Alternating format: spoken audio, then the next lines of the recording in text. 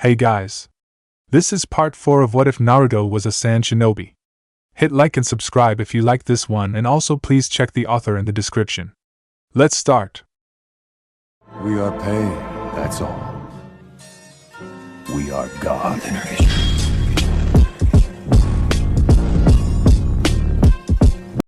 Chapter 21 Thorns. Naruto kept his eyes locked on Itachi, not willing to let him have a crack at harming the populace. He'd have to let everyone else worry about Sasuke and the rest of the Akatsuki, granted there were nowhere near as many now. That did not mean that their strength was lessened. While Itachi was keeping him busy, Kisame, Zetsu, and Tobi were moving to free Sasuke, and he couldn't allow that. He had warned them of the dangers of leaving him alive. He should have killed him when he had the chance. He would never leave a job that needed to be done in the hands of others ever again when he could just as readily do it. Itachi eyeballed the staff in Naruto's hand and let his own slip to his sword's hilt. He was nothing if not cautious. Or was it paranoid? When did you get the staff, Naruto-kun? That's a unique way to summon it. I don't kiss and tell, Itachi. Now get the hell out of my way. Naruto made to run around the Uchiha and found his way blocked. I can't let you do that. Believe me, Naruto-kun, I don't want to rescue Sasuke. He's already messed up my plans enough. But it's not my choice. Naruto twirled his staff in his hand and spread his legs slightly, ready to run forward. What plans? I've said enough. Now show me what I want to know. Naruto ran forward, swinging his staff for Itachi's temple, and the Uchiha jumped to the side. Naruto used the momentum to carry himself around in a spin and lashed out for Itachi's legs. Itachi jumped over the staff and flipped backwards. As soon as his feet had touched the ground, Itachi rushed forward and pulled his sword from its scabbard. Naruto brought his staff up and blocked the blow that was aimed for his shoulder. The two weapons shook with their wielder's effort, and Itachi quirked his eyebrow. A staff made from chakra-conductive wood? That is definitely different, Naruto-kun. Perhaps you can tell me which one of you sent the forest after us in Suna? Naruto pushed Itachi back and thrust the pointy end of the gnarled staff toward Itachi's chest. The Uchiha bent backward and backflipped away. Naruto formed the Rasengan in his right hand and ran forward, attempting to catch Itachi with it. The missing nin dodged to the side and watched as Naruto flew past him, and the Rasengan impacted the soil, sending chunks of dirt and debris flying. Naruto spun immediately and thrust his staff upward, blocking another attempt to behead him. Something felt wrong. Why wasn't he hearing any screaming? Why hadn't he seen Temari since this all started? Where the hell was the platform? Naruto blocked another thrust and snarled, lashing out and continuously spinning his body until he caught Itachi in the side, sending him flying. He cursed himself for a fool. Genjutsu, his one glaring weakness. Itachi had caught him the moment he locked eyes with him. How could he be so stupid? He thought he had come so far, and it took Itachi to make him feel like an academy student again. Unfortunately for Itachi, he wasn't 12 anymore. He wasn't 15 anymore. He could break Genjutsu on his own. It was just going to hurt like hell. Itachi watched as Naruto formed a Kage Bunshin and handed it the staff.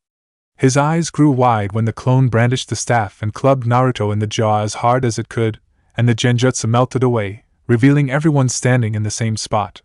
Naruto dismissed the clone and grabbed his staff again, before setting his jaw back in place. I hate Genjutsu. I'm going to kill you, and then I'm going to kill your brother. No more hiding, Itachi. Temari, who hadn't noticed Naruto being put in such a subtle, suggestive Genjutsu, turned her head when she heard the name Itachi. Naruto? Itachi? Oh shit! The crowd all turned when they heard her shout, and a boom rang out over Konoha. She turned back to the stage to see Kisame and Tobi fighting several Konoha jounin. Pain and Konan were nowhere to be found. Sasuke was still down on his knees, Anko and Ibiki having joined the fray. He was trying to struggle to his feet. She couldn't let the bastard get away. Naruto, take care of yourself. I'm going to secure the prisoner. Naruto didn't look back at her, but nodded his head in affirmation. Temari ran for the stage, already pulling her fan from her sash.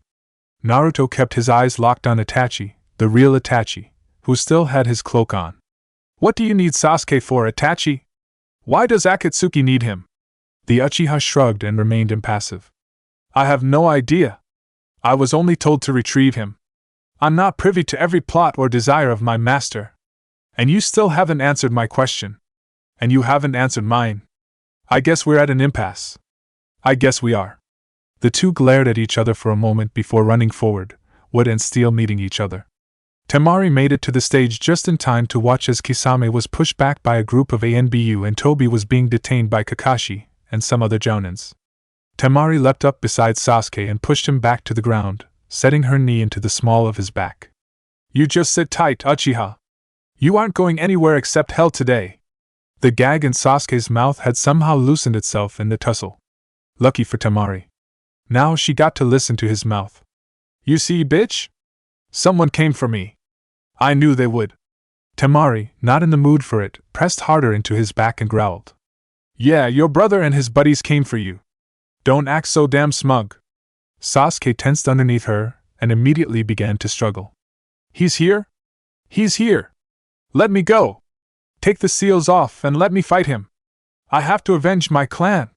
He's so close. Temari was about to knock the boy in the head with her fan when she saw something coming her way out of the corner of her eye and thrust her fan forward, blocking the kick that had been aimed for her head. She was knocked off of Sasuke's back and onto her butt. Hello, pretty lady. Tobi's a good boy. Temari blinked and used her fan to come to her feet as Kakashi and Sakura landed on either side of her. Kakashi eyeballed the Sharingan wielder and raised his headband, revealing his own copy eye. Tobi. It's not a pleasure to see you again.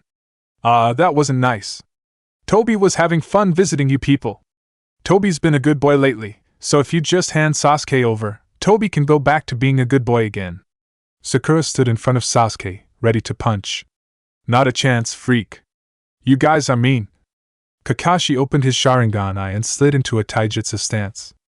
Who are you and why do you have the Sharingan? Why do you need Sasuke?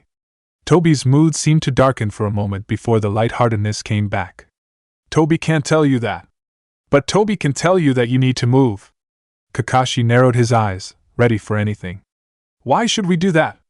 So Tobi can get Sasuke? Sakura growled and jumped at the orange-masked ninja, barely missing him. Not a chance. Kakashi turned to Temari before leaping after Sakura. If you see an opening with this guy, take it. I have a hunch that he's the most dangerous one out of this group. Temari nodded and opened her fan all the way, revealing all 3 moons. She needed to wait for the right moment to release her resistance seals. Naruto ducked under another sword stab and kicked out towards Itachi, narrowly missing the Uchiha's groin. Itachi leapt backwards and glared at the blonde. That was a dirty move, Naruto-kun. Says the asshole who killed his whole family. I had my reasons. I'd love to hear them if you surrender. Itachi stopped for a moment, as if debating with himself on the merits of surrender, before lunging for Naruto and locking weapons with him once again. Itachi's face was a mask of neutrality, as he leaned forward to whisper in Naruto's ear while the two battled for dominance. My reasons will become clear enough in due time. My time is up. I've detained you long enough. We shall see each other again soon. Naruto froze as Itachi stepped back and sheathed his sword. He looked from the hilt to Itachi's face, stupefied. What the hell are you doing? Itachi pulled his cloak closed and buttoned it up again. I have not found any satisfactory answers to my queries, and we have not gotten anywhere with this fight. I have detained you long enough. We shall meet again. Itachi shined away and Naruto spun immediately to the stage, his eyes widening in horror as he watched Temari get stabbed in the stomach by a kunai by Tobi. Kakashi and Sakura were doing a good job keeping Tobi at bay. The annoying Akatsuki member kept phasing in and out of Sakura's punches, and Kakashi was afraid to use his Manjikyu for fear of accidentally maiming a comrade. Temari stood over Sasuke, periodically kicking him so that he'd stay down. She simply couldn't find an opening, and she knew if she removed the seals, she would attract attention. Kakashi called Sakura back and they squared off against Tobi again. Sensei, I can't hit him. He keeps disappearing. It's like when Naruto and Kiba tried to hit him that one time. What's his weakness? Kakashi narrowed his eyes and kept them trained on the swirl-masked ninja. I don't know. But he has chakra, he can't keep it up forever. Of course I can. Tobi has lots of chakra. Let's avoid the fight and you hand over Sasuke. Kakashi edged back to Sasuke slightly and pulled out a kunai. I think not. Why do you want him? Tobi can't say. That would make Tobi a bad boy. Kakashi tried to run a plan through his mind, but nothing was coming. There wasn't enough information, there wasn't enough time.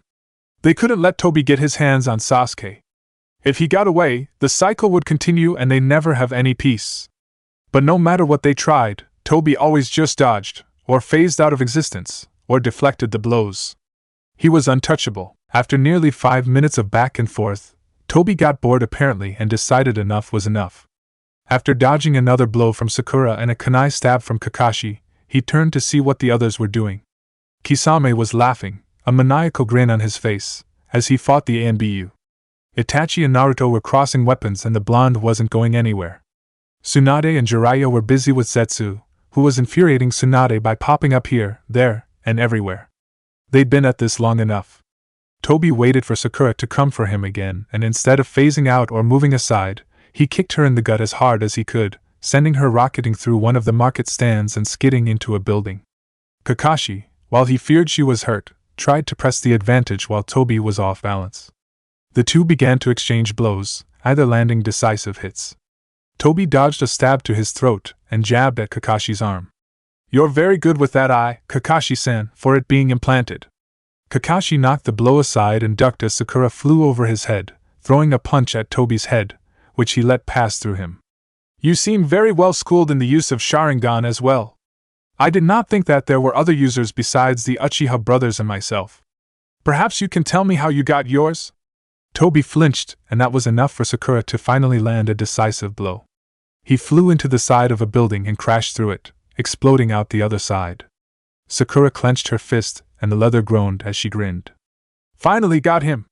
She couldn't savor her moment, however, as Toby appeared before her, the massive, hateful aura coming from him stifling everyone. Sweat poured off her in rivulets.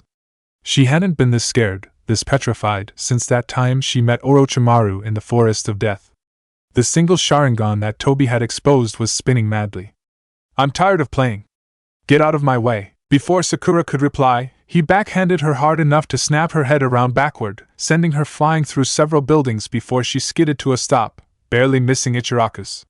Kakashi yelled out to her, but had to defend himself as Toby was upon him. He couldn't remember being this helpless in forever. Toby finally was able to block a kick Kakashi threw and landed a roundhouse kick to Kakashi's head, knocking the copy ninja back. He appeared before Temari instantly, wanting to take advantage of the moment. "Toby would appreciate it if you would move." Temari grimaced and let her hand settle over the seals, releasing them. The rush of wind blew the dust in the air away and ruffled Toby's cloak, making it flap violently. The orange mask cocked to the side. What was that? Temari, now feeling much faster and more flexible, just put her fan behind her back, ready to swing it forward. "None of your damn business. Now get lost." "Sorry, can't do that." Toby ran forward and lashed out with a kick that Temari blocked with her fan.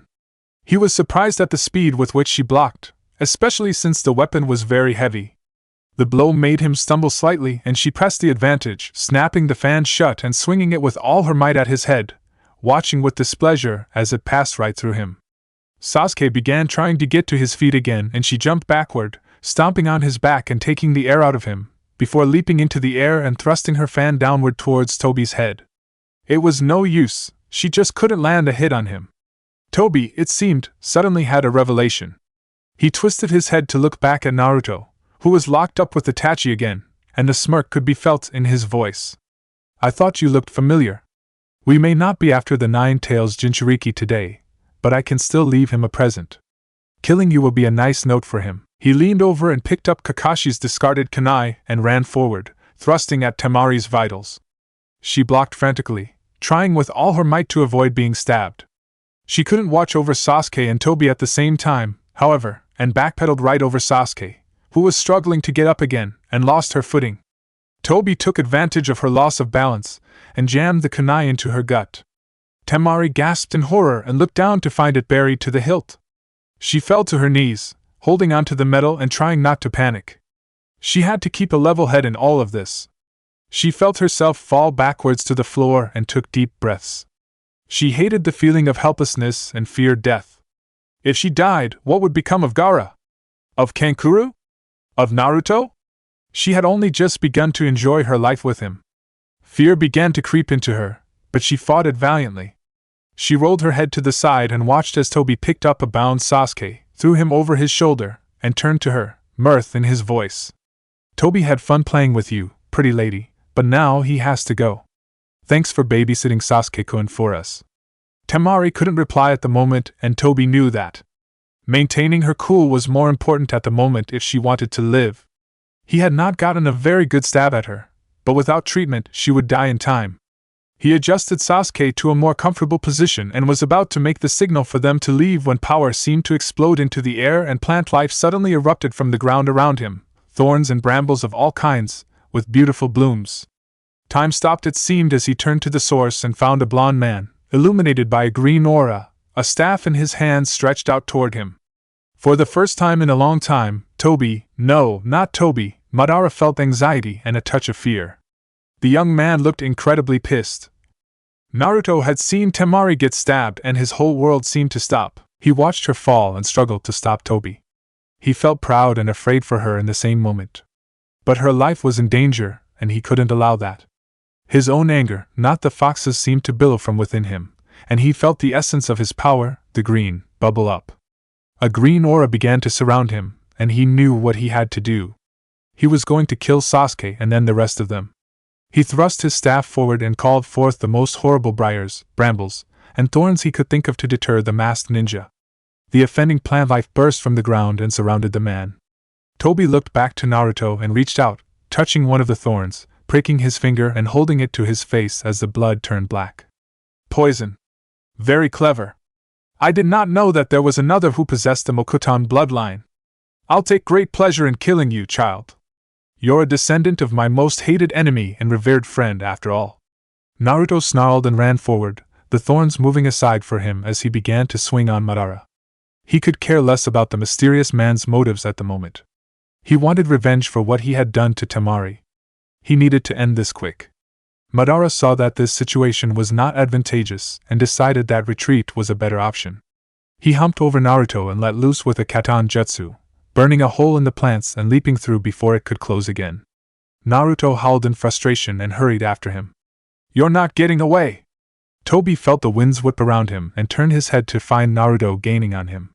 He figured the boy must have done something similar to Temari, and then remembered what Itachi had told him of his fight with Sasuke. The boy was incredibly fast. Retreat was the best solution. As if on cue, all the Akatsuki were by his side, and he tossed Sasuke to Kisame. The fishman caught him deftly and they continued to run. Naruto turned his head to see if anyone was following him and was happy to find that no one was, and Tsunade was knelt down beside Temari. Good. No one else needed to see this. The Akatsuki members increased their speed and were outside the gates within seconds, running through the trees in the direction of Amigakure. They felt a hurricane force wind behind them, and as they entered a clearing, they found Naruto standing with his staff, his eyes showing a cold fury. I know I can't kill you but if I can't kill you, then I'll kill Sasuke at least. He's not going free today. Kisame laughed and shrugged his shoulder, making Sasuke bounce.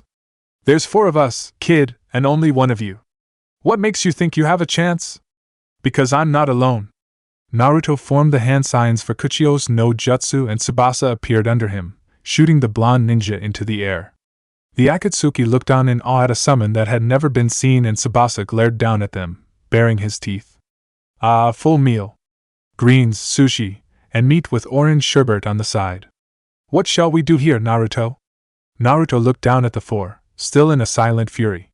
Kill them all if you can. Especially the bound and gagged one. And what are you going to do? The same thing you are. I'm going to try to kill them. Naruto leapt off Tsubasa's head, straight for Kisame, and swung his staff at the man. Kisame leapt aside, still holding Sasuke on his shoulder. Naruto landed hard and took off after the fleeing Kisame. The other 3 started to chase him, but Tsubasa suddenly appeared in front of them, his teeth set in a grim sneer. Ah! Not so fast. My young ward has business with the fishy one. And it's about damn time you showed up, Sanzoku. The 3 turned to find a small red panda panting slightly behind them, and Zetsu chuckled. It's just Naruto's pet rat. He can't do anything. Sanzoku snarled and his fur stood on end. Let's see what I can do when I rip your face off, plant boy. The 3 Akatsuki watched as the red panda began to grow in size, until he was nearly half as big as Tsubasa. He stomped on the ground, creating a small tremor, and growled. By your leave, Tsubasa-sama, I want the man plant. Take him, child. I'll take the others. The two raccoon summons leapt into battle, nearly squishing their opponents. Kisame looked behind him fearfully. Naruto was gaining quickly, and it seemed that the plant life was closing in on him. The light ahead meant a clearing was coming up, and Kisame pumped more chakra into his legs when he felt a stinging sensation and looked down at the arm holding his sword. There was a vine with huge black thorns wrapped around his lower arm. The blood seeping from the scratch was black. Poison. He pulled his arm free of the vine and increased his speed with more urgency. If this brat got a hold of him. He burst into the clearing and stopped dead in his tracks. Before him stood Naruto, his blue eyes burning with a cold fury, his staff held in his right hand. The blonde glared at him and pointed his staff. Put him down, Kisame, and step away. He has to die. Kisame grinned and hefted his sword. Sorry, brat. You know I can't do that. The boss would kill me if I let Sasuke die. Naruto didn't say anything. He simply looked at the ground and sighed. His head snapped up and he was upon Kisame, swinging his staff with all his might. Kisame blocked the blow with his sword and parried every blow. Naruto suddenly leapt back and jammed his staff into the earth in front of him. Kisame, ready for a jutsu, put his sword in front of him. What are you doing, brat? Trying to call up the fox? That won't work, you know. Naruto glared at Kisame and put his hands together as if in prayer. I know that. That's why I've decided to let my own power take care of you. Know in your death that nature claimed you, Hashige Kisame. Kisame's beady eyes widened as the forest seemed to come alive and he dropped Sasuke on the ground, swiping every which way with his sword, cutting branches, vines, thorns, brambles, grass, anything that got near him. He suddenly saw why Itachi was so interested in Naruto again. It was this power, a power that drew on nature. It was all around them, all the time, so he had no need to create unless he wanted to. He commanded plant life. As Kisame was drawn further and further away from Sasuke's bound form, he began to panic. He couldn't fail his mission. What would they do to him? Sasuke had to come back with them. He frantically began to cut his way back to the boy as Naruto made his way toward the Uchiha. Kisame let out a roar and hacked his way through, just before the briars parted and let Naruto through. He snatched the boy off the ground and shouldered him again before starting to slash through the plants again. He finally made a hole in the wall and burst through, running for Amigekure, fear lending wings to his feet. Naruto watched as Kisame ran, not believing he had slashed through his wall of plants, and grit his teeth. He couldn't let him get away. He roared in frustration and ran after Kisame, and threw his staff like a missile. It flew through the air and struck Kisame in the back, embedding itself. The missing nin let out a gargled cry and fell to his knees, dropping Sasuke in the process. The Uchiha rolled and bounced several feet away and stopped with a grunt. The vines began to creep over Kisame again, and he yanked the staff from his back and began to panic, hacking and slashing at them again, Sasuke forgotten in a moment of self-preservation. Naruto directed the most poisonous vines to pick Sasuke up. His gag had come loose at some point, and he screamed when some of the thorns entered into him, their poison spreading quickly as he was lifted into the air. Sasuke felt the sting of the poison as it entered his system and came to the conclusion that he was going to die. No vengeance, no reviving his clan, no more living, all because of his former best friend. His anger grew more and more as the poison coursed through his veins, and he finally noticed the branch that had been hovering over him, the end of it sharp as a saban needle. He screamed out to the world as it descended upon him. Damn you, Uzumaki Naruto!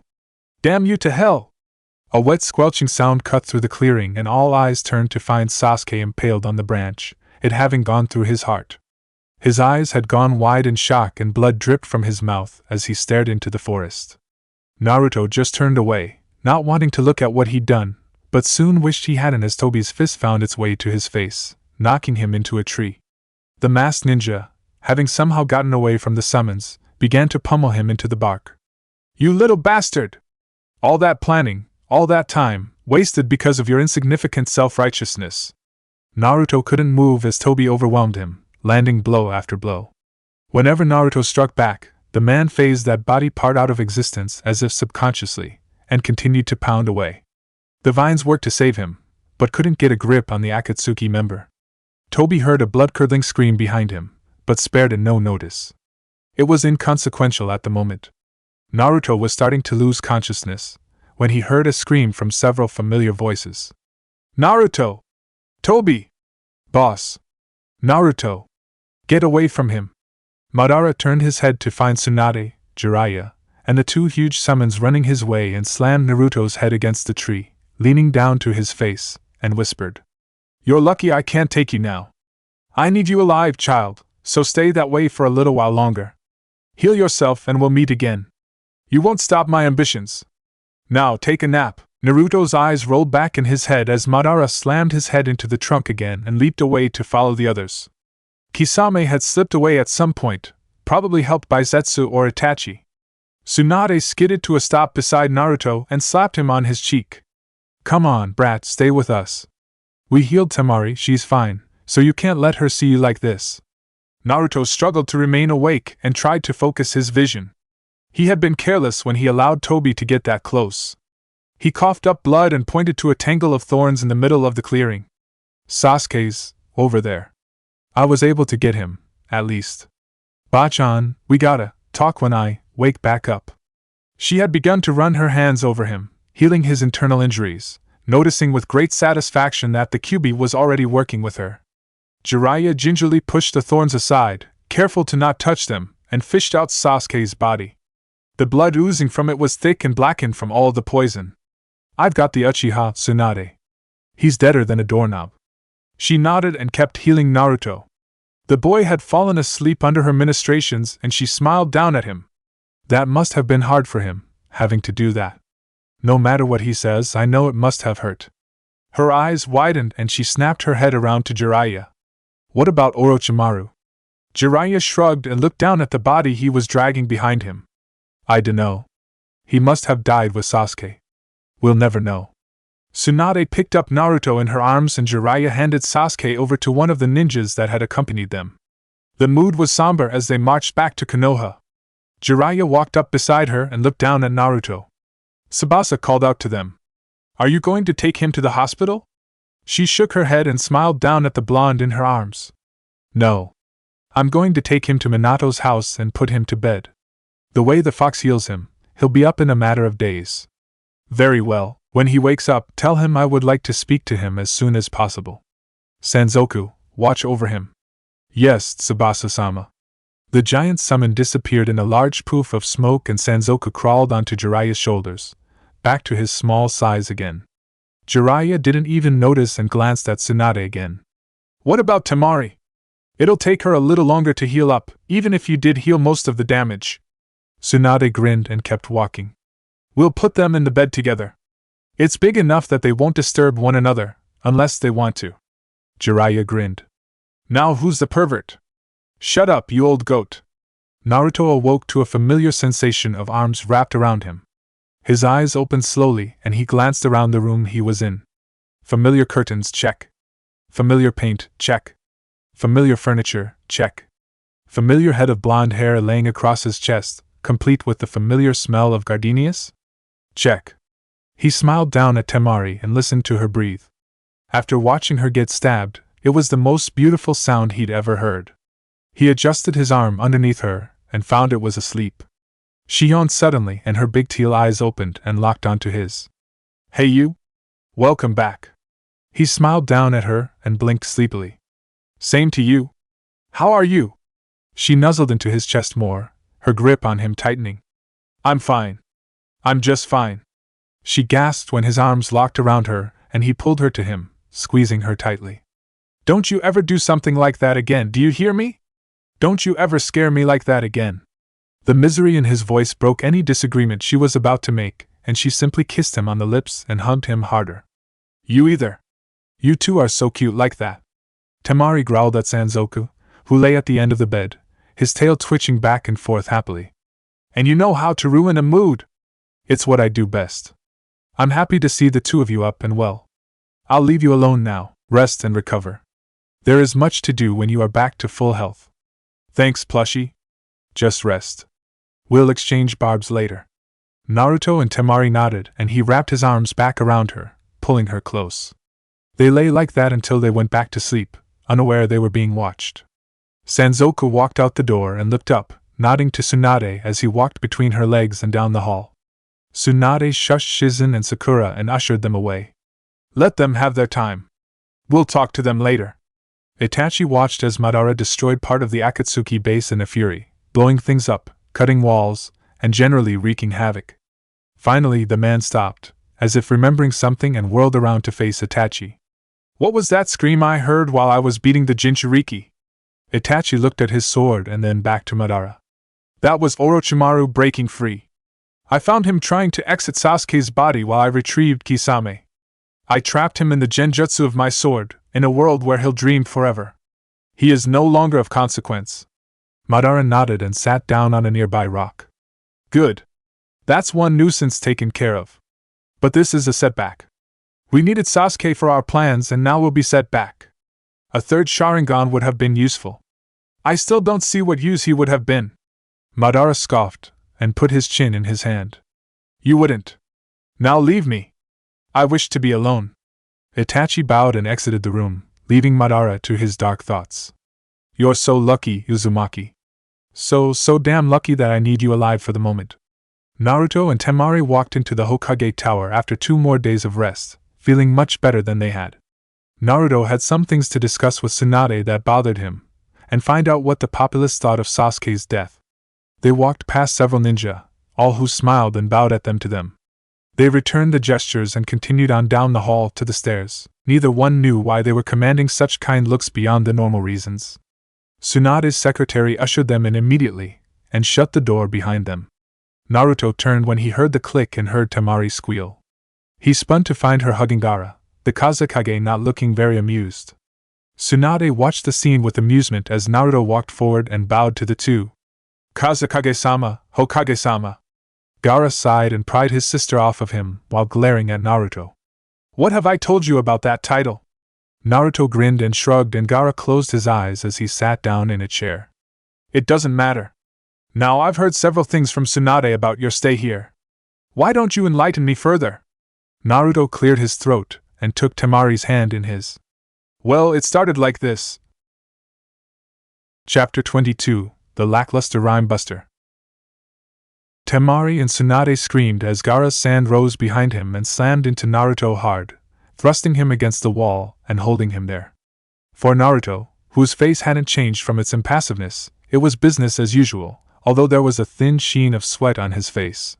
He could practically taste the anger rolling off the kazekage, and truth be told, it was somewhat frightening.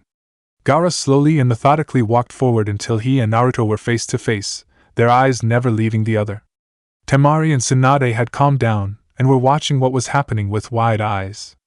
What the hell were you thinking, Naruto? The blonde blinked and narrowed his eyes. I was catching and killing a dangerous criminal, Gaara. I couldn't let him get away. The sand tightened around him further, and Naruto winced. What you did was assault 4 Akatsuki members with no backup and no plan in mind. That was foolish. Well, it all worked out in the end. The sand lifted him from the wall slightly and slammed him back against it. Temari screamed for Gaara to stop, but he paid her no mind. What if it hadn't, Naruto? What if they would have captured you? What if Tsunade had not arrived in time? But she did, so we're arguing over nothing. Gaara's voice lowered itself to a whisper as he glared at his friend. If you had died, what would become of Temari? She loves you, Naruto. How would she handle the grief? How would I? Or Kankuro? What about Tsunade and Jiraiya? You mean something to all of us, Naruto, and you would have thrown that away just to make sure that Sasuke's sentence was carried out. Naruto's head lowered so that his gaze would meet the floor. He heard her. What? Temari strode forward and put her hand on Gaara's shoulder. He turned to meet her sad eyes. That's enough, Gaara. He did what he thought was right. Don't punish him for that. The kazekage turned to Naruto and sighed as he lowered him to the floor. Raise your head, Naruto. I'm mad at you as a friend and brother, not as a leader. You aren't being reprimanded. Naruto raised his head and gave him a weak smile. Somehow, that knowledge only makes it hurt worse. I can handle authority being mad at me. Get used to it. I'm still mad at you, Naruto, so don't think you're off the hook. But we have other things to discuss now. Naruto nodded and made his way back to his overturned chair, righting it, and sitting down with Temari by his side again. He gave her a smile and took her hand in his, intertwining their fingers. She squeezed them reassuringly. Gaara watched the two of them out of the corner of his eye, and a ghost of a grin came to his face. Yes, everything would be all right. He turned back to Tsunade and coughed into his hand. In any event, we need to discuss what our next move is. Tsunade? Upon hearing her name, Tsunade tore her eyes away from the two lovebirds and laced her fingers under her chin. Well, I'm not sure. If Kisame is indeed dead, or at least incapacitated, that would leave only a few Akatsuki members. Perhaps we should press into Amigekure and try to kill them? Gaara sat for a moment, before shaking his head. We don't know anything about Amigekure, unfortunately, and we don't have the forces for a full-scale invasion. I doubt we could muster up enough allies to do the deed either. No, we'll need to be smart about this. We have time to plan now, though. They still don't have all the demons. Perhaps we should seek out the eight-tailed demon host. His, or her, help could be advantageous. Tsunade nodded and leaned back in her chair, spinning to face the village. But would the Jinchuriki accept our help or offer? Not likely. We don't even know where they are anyway. Temari sighed and crossed her right leg over her left. Then have Jiraiya get his spy network working. Jinchurikis are normally a village's least hidden secret, even though they should be a top priority. It shouldn't take too long to find him. Tsunade nodded her head and whipped the chair around to face Gaara. All right, we'll do that. But who will we send to negotiate with him? Gaara snorted and pointed at the two blondes. Them. Naruto has an innate ability to talk to people and make them listen. Temari will keep him on task. They're perfect for the job. Besides, they're worthless to me right now since they're being lovey-dovey with one another. Two indignant heis were ignored by the Kages. Tsunade nodded her consent to the plan. When will they start? I think a small rest is in order. If you'll allow it, they can stay here for a few more days before heading out. Even if Naruto heals fast, Temari doesn't, and the human body needs time to recover even with the help of medical jutsu. I have to return to Suna tomorrow. Until then, I'll make sure that these two don't do anything tonight that could exacerbate their wounds. Naruto and Temari turned red, whether from anger or embarrassment, either Kage could tell, but then again, they didn't care. Gaara rose from his seat, Temari and Naruto rising with him out of habit, and bowed to Tsunade. Well then, I'll just let these two show me a place to eat. I'm starving. Tsunade sighed and waved them out, before glaring at the pile of paperwork before her. She picked the first page off the top and read it out loud. Petition by the Market District of Konoha to install more lighting so that we can sell our wares after dark. She growled and crumpled the paper into a ball before winging it into the wastebasket. That's it. I'm going to start delegating more tomorrow. I need a drink now. She started to reach for her sake bottle and remembered what Tsubasa told her. Shit! I forgot to tell him to contact the raccoon. Well, I'm hungry anyway and I want out of the office. I'll just eat lunch with those three. Giving a yell at Shizen that she'd be back later, Tsunade grabbed her green jacket off the hook and walked out the door. Temari sighed loudly as she walked between the two men, her arms wrapped around theirs. She couldn't shake the feeling that there was a confrontation boiling between the two and she wanted to avoid that at all costs. She had been unhappy with Naruto when he ran off after Akatsuki as well, but realized that he felt obligated to do it. Gaara was not one to take such things lightly. He knew how much Naruto meant to Temari and didn't want to see her hurt because of the boy's recklessness. Not to mention that he considered Naruto a friend and brother. It would have been a hard blow for him, his siblings, and Sunagekure. The blonde was important to too many people. Thinking of the people of Suna led her to think of his students. They adored him. How would his death have affected them? A teacher was like a sage to students, dispensing helpful information, helping them where they were able, listening to problems. Teachers were invaluable to both children and the village alike, and, as the premier teacher of Suna, Naruto would be irreplaceable. Every person they passed bowed or nodded politely in their direction, some to her, some to Gaara, but most to Naruto. It only raised her ire more that they would encourage his reckless actions. That's when she realized that she herself had not berated him for his rashness. She had been so relieved that he was alright that her anger at his actions had not come to the forefront, but now, that emotion was bubbling to the surface. She looked at Gaara and they locked eyes, sharing similar looks of disdain. With but a simple nodding of heads, she switched positions with Naruto so that he was in the middle. He was so preoccupied with his thoughts that he didn't notice or sense the two flat palms headed for the back of his head. Smack! Smack! Naruto yelped and rolled forward, coming back up facing the siblings, who were both glaring at him. He growled at them and rubbed the back of his head. What the hell was that for? Temari, now incensed, walked forward and grabbed his collar, jerking him down to face her. He was about to yell again when he saw the tears prickling at the corner of her eyes. His mouth seemed to weld itself shut. Damn it, Naruto! How could you have been so reckless? What if they had caught you? Did you ever think of how we'd all be affected by that? It isn't just you that gets hurt if you get captured. The people that had been passing by on the street began to slow down, and Gaara gave them all a hateful look and flared his sand behind him. I'd suggest you all move along. The people scattered immediately, and soon the whole street was deserted, except for the 3 Suna ninja. Gaara turned his attention back to find a wide-eyed Naruto staring at Temari, who had apparently been babbling while his attention was elsewhere. And another thing, you jerk! You ran off without checking on me. How could you do that? But sweetie, you had Tsunade. I don't give a damn! Gaara felt a presence beside him and turned to find Tsunade looking at the scene with much amusement. He quirked an eyebrow and shrugged before turning back to the one-sided argument. I thought you had paperwork to do. Screw paperwork. This is much more entertaining. I was hungry, and I have to tell Naruto something that I forgot to tell him in the office. And you haven't even apologized yet. But Temari, I can't apologize if I can't get a word in. You got a few words and then, you asshole! Tsunade snorted and covered her mouth. Temari was really letting him have it. Amusing as it was, however, she couldn't have the 2 blondes fighting in her streets. Temari was taking a deep breath to launch back into Naruto when she heard a slow clapping behind her and turned her head to find a bemused Hokage, with a curious Gaara behind her. The blonde girl flushed red and dropped Naruto into the dust. He huffed and pushed himself back to his feet. Tsunade-sama, I'm sorry. Tsunade gave the stammering girl a warm smile and waved her hand dismissively. Oh hush. I enjoy watching Naruto get verbally castrated by someone other than Sakura or myself. It's nice to know that you don't let him get away with everything. Temari offered up an embarrassed smile while Naruto glared at Tsunade. The Hokage grinned cheekily and clapped her hands together. So, what say we find someplace to eat? Preferably with a fine selection of alcohol. For some reason, Jiraiya seemed to sniff them out, and by the time they reached the restaurant, the Toad Sage was right alongside them. Naruto had wanted a Chiraku's, but it was shot down in favor of a finer eating establishment. One with a fine assortment of wines, beers, and of course, sake. Once everyone was settled in and a couple rounds of drinks had been served, Jiraiya locked eyes with Naruto and became serious.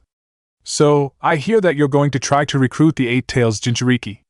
Naruto's drink had been halfway to his mouth when Jiraiya spoke, and he sat it down with a frown.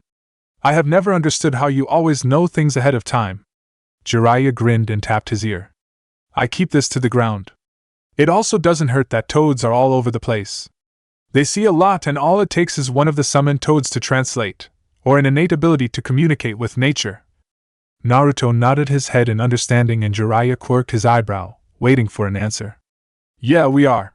It was Bachan and Gaara's idea. Temari and I will be going to talk to him, try to convince him to join us. Jiraiya shook his head and swirled his sake. He won't. He's fiercely private and hates to be bothered. Naruto thumped his head on the table in defeat. Usually when Jiraiya said no to something, it was because he'd already tried, or he'd known someone who tried and didn't think it was possible. Temari rubbed Naruto's back consolingly and watched as he raised his head off the table and rested his chin on the wood, looking from one to the other. I still gotta go though. It would be a wasted opportunity to get someone powerful on our side, not to mention give Akatsuki a fucking headache. Temari nodded in agreement and sipped at her wine. The food that she ate only made her wish Naruto had cooked instead. The beef was undercooked, and the vegetables had been steamed too long. How she wanted to be home with Naruto in the kitchen, in an apron. Ari! Temari! What do you think? She shook herself from her thoughts of a half-naked Naruto, an apron, and a bowl of whipped cream, and glanced around, noticing with embarrassment that they were obviously waiting for her answer. What were we talking about? Gaara sighed and shook his head. You can't afford to be hormonal if you're going with Naruto, Temari. Get your mind out of the gutter. Her mouth opened slightly in disbelief, and she growled out her reply. My mind was not in the gutter. Then explain why your nose is bleeding ever so slightly. Temari grabbed a spoon from the table and looked at her reflection in it, before dropping the silverware and dabbing at her nose with a napkin. She glared at a snickering Jiraiya. Not a fucking word, pervert. The older man merely grinned and sipped his sake innocently. I'm not the one bleeding from the nose, dear.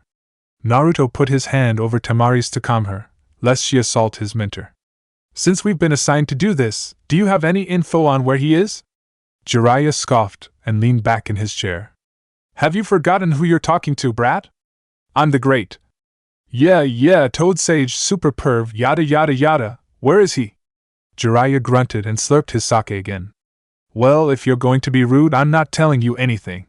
Get your own information, you little bastard. Naruto sighed and put his head in his hands. Arrow Senin. Nope, not this time. Respect is something to be given, Naruto, as is information. Tsunade reached under the table and Jiraiya grinned pervertedly for a moment before releasing a high-pitched squeal and whimpering. Everyone looked at him curiously as he squeaked out his answer. Okay, he's in a shack up on a mountain in Kumo. Now let me go! Tsunade brought her hand back onto the tabletop and poured Jiraiya another cup of sake before giving it to him while smiling sweetly. See? Was that so hard? Jiraiya just glared at her and sucked down his sake, holding out his dish for another pour. Naruto, seeing he wasn't going to get anything else, rose from his seat, Temari rising with him. Well, I guess we'll go to Hinata's house and start packing to go. Gaara grabbed his wrist before he could leave. Do not be hasty. My sister still needs rest and so do you. You will leave in 1 week and not a day sooner. The Jinchuriki will still be there. Temari was not convinced.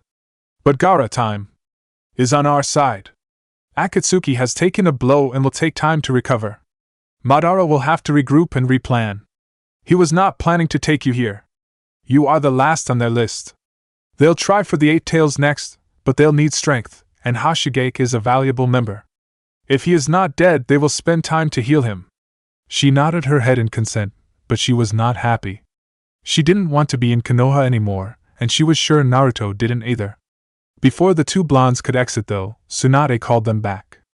Naruto, I nearly forgot to tell you something important. You need to contact Tsubasa again. He wants to talk to you about something. He nodded and wrapped his arm around Temari's waist as they walked out. Tsunade watched them leave with a sigh while swirling her wine glass. Ah, young love. Jiraiya grinned and downed his sake. But what about old love? You're just lucky I love you enough to actually even consider touching you. A cough from beside them brought their attention to a disturbed Gaara, who rose from his seat quickly. I believe I shall retire as well. I've heard enough. Jiraiya watched the kazekage leave with a twinkle in his eye. Dumb kid. If he'd have stuck around, he might have learned something. He turned back to a flustered Tsunade and his grin lessened. What? You're sleeping on the couch tonight. Naruto and Temari went to a secluded training ground, one that didn't look like it had been used in a few months, and Naruto bade her to stand back, citing that he didn't know what kind of mood Tsubasa would be in. She stepped back, he flipped through the hand signs, and with a cry, a large poof of smoke heralded Tsubasa's arrival. Hello, young ones. It is good to see you again, and especially you, Temari. I hope you are in good health? Temari nodded and bowed to the raccoon. Hi, Tsubasa-sama. No need for that, young one. Naruto, where is Sanzoku? Naruto shrugged nonchalantly. I dunno. Haven't seen him since this morning. Allow me to rectify this. Tsubasa closed his eyes and flipped through a few seals of his own, and with a smaller poof, Sanzoku arrived, curled up asleep on the ground. Sanzoku, wake up. The small red panda looked up sleepily and squeaked when it saw who was before it. Tsubasa-sama. Forgive me. I didn't realize you were here. Where are we? Tsubasa sighed, his breath rattling the treetops as he gazed upon his smaller subject. We are in a clearing in Konohagakure. I must say, you have become quite lazy in your time with Naruto. Do you need to be replaced? No, Tsubasa-sama. Of course not. Leave him alone, Tsubasa. His laziness is somewhat endearing. The giant raccoon turned his gaze on Naruto, and his eyes hardened. Indeed. Now then, you and I must speak. Naruto blinked and swallowed nervously. Okay. You summoned me the other day without warning to assist you in a battle.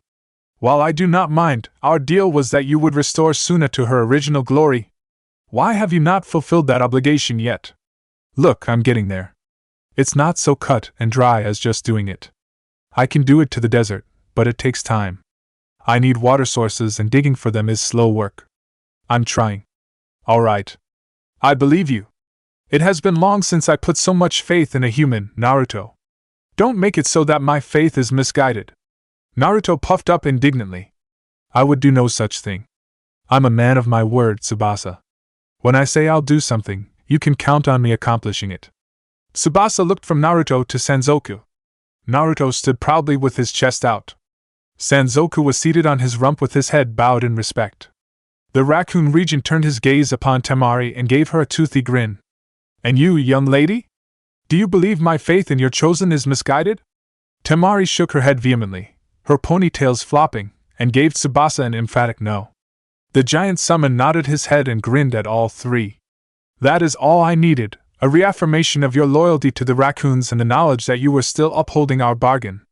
Call on me again should you need my services, and I'm quite sure you will. It has been a long time since any prey escaped my clutches. Naruto sighed in relief and grinned up at Tsubasa. How did they escape from you? I'm not entirely sure. 1 second they were there, the next they weren't. It might have been genjutsu. I'm just not sure. Well, I must be off. Remember to call on me if you need any more assistance. Temari and Naruto covered their faces when Tsubasa dispelled himself, forcing a giant wave of wind and smoke to cover them. Sanzoku anchored himself to the ground and covered his nose with his paws. Once the wind had died down, Naruto scooped the red panda onto his shoulder and wrapped his arm around Temari again. Let's go home. I'm taking a shower and going to bed. Care to join me? Temari grinned and nestled into his side more. Oh, absolutely. Gaara went home the following day, with instructions that once they had finished their mission of contacting the Eight Tails Jinchuriki, they were to report to Tsunade and then return home to Suna immediately. They really liked that order. They said goodbye to all their friends in Konoha and struck out on the road to Kumo. Jiraiya had been able to find the name of the mountain they should be looking for, 1mt Unreikyo. They would need to be careful on their trip to Kumo. Konoha was not well liked in that place and Suna, as an ally, was about as welcome as a rat in a corn bin. They would need to be careful as well with the Jinchuriki. There was no telling if he was stable or not, or if he would even accept their invitation. It was a long 6 days to Kumo, but it was refreshing for the two to be out on their own, with no one watching over them. Days were spent in idle chatter and plans for the future. Naruto was planning on starting on his house when they got back. He said it had been too long since he'd had his own place. Temari wasn't happy about that until a certain memory hit her. Naruto wanted her to move in with him. She excitedly asked him how long it would take, and he said less than a week. He'd been reading up on construction practices, and with his Kage Bunshin, it would be nothing at all. Plus, he'd save money doing everything himself. It was a sound plan. Temari just wanted Akatsuki to leave them the hell alone. Her whole life she had been unhappy, and when Gaara started acting normal, it had a snowball effect. She started to be genuinely happy for the first time in her life, and when Naruto came along, she could say it felt good to be a woman around someone, not just a hard-ass bitch. She had been scared to death when Naruto ran off after Akatsuki. Thoughts of his capture and subsequent death had run rampant through her mind. When she woke up next to him and heard his soft breathing, she had simply collapsed against him in relief. Now, though, she wanted to get this mission over with and get back to Suna. Once he had the house built, she would get to do something she'd never done before, shopping for furniture. Oh sure, she'd picked out things for the compound before, but never for herself. Naruto was thinking along the same lines as Temari. He wanted this mission over with. He had something to build when he got back home. His own house. Not an apartment, not a shack, not a bedroom with friends, but his own, real house.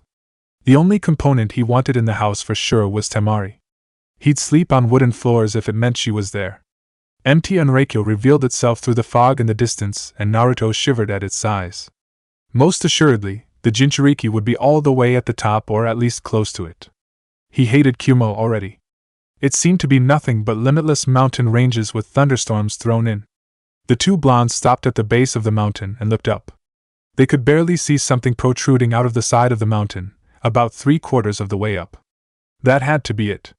They shared a nod and began bouncing up the rocks, forsaking the path. It was much easier to stick to the rocks with chakra than to spend all day walking a winding path. Within 20 minutes they landed on the precipice outside the small shack. Naruto and Temari looked around for a moment, and found nothing. Huh. Guess he's not here. A low rumble came from inside the shack and Temari looked inside the door, only to scramble backwards, falling on her butt and backing into Naruto's knees. He looked down at her curiously as she looked up at him. What was that all about? There's something in there and it isn't human. Naruto frowned and made his way over to the door, peeking inside. All he could see was darkness. I don't see. A fist met his nose and he stumbled backward, clutching it as blood ran through his fingers.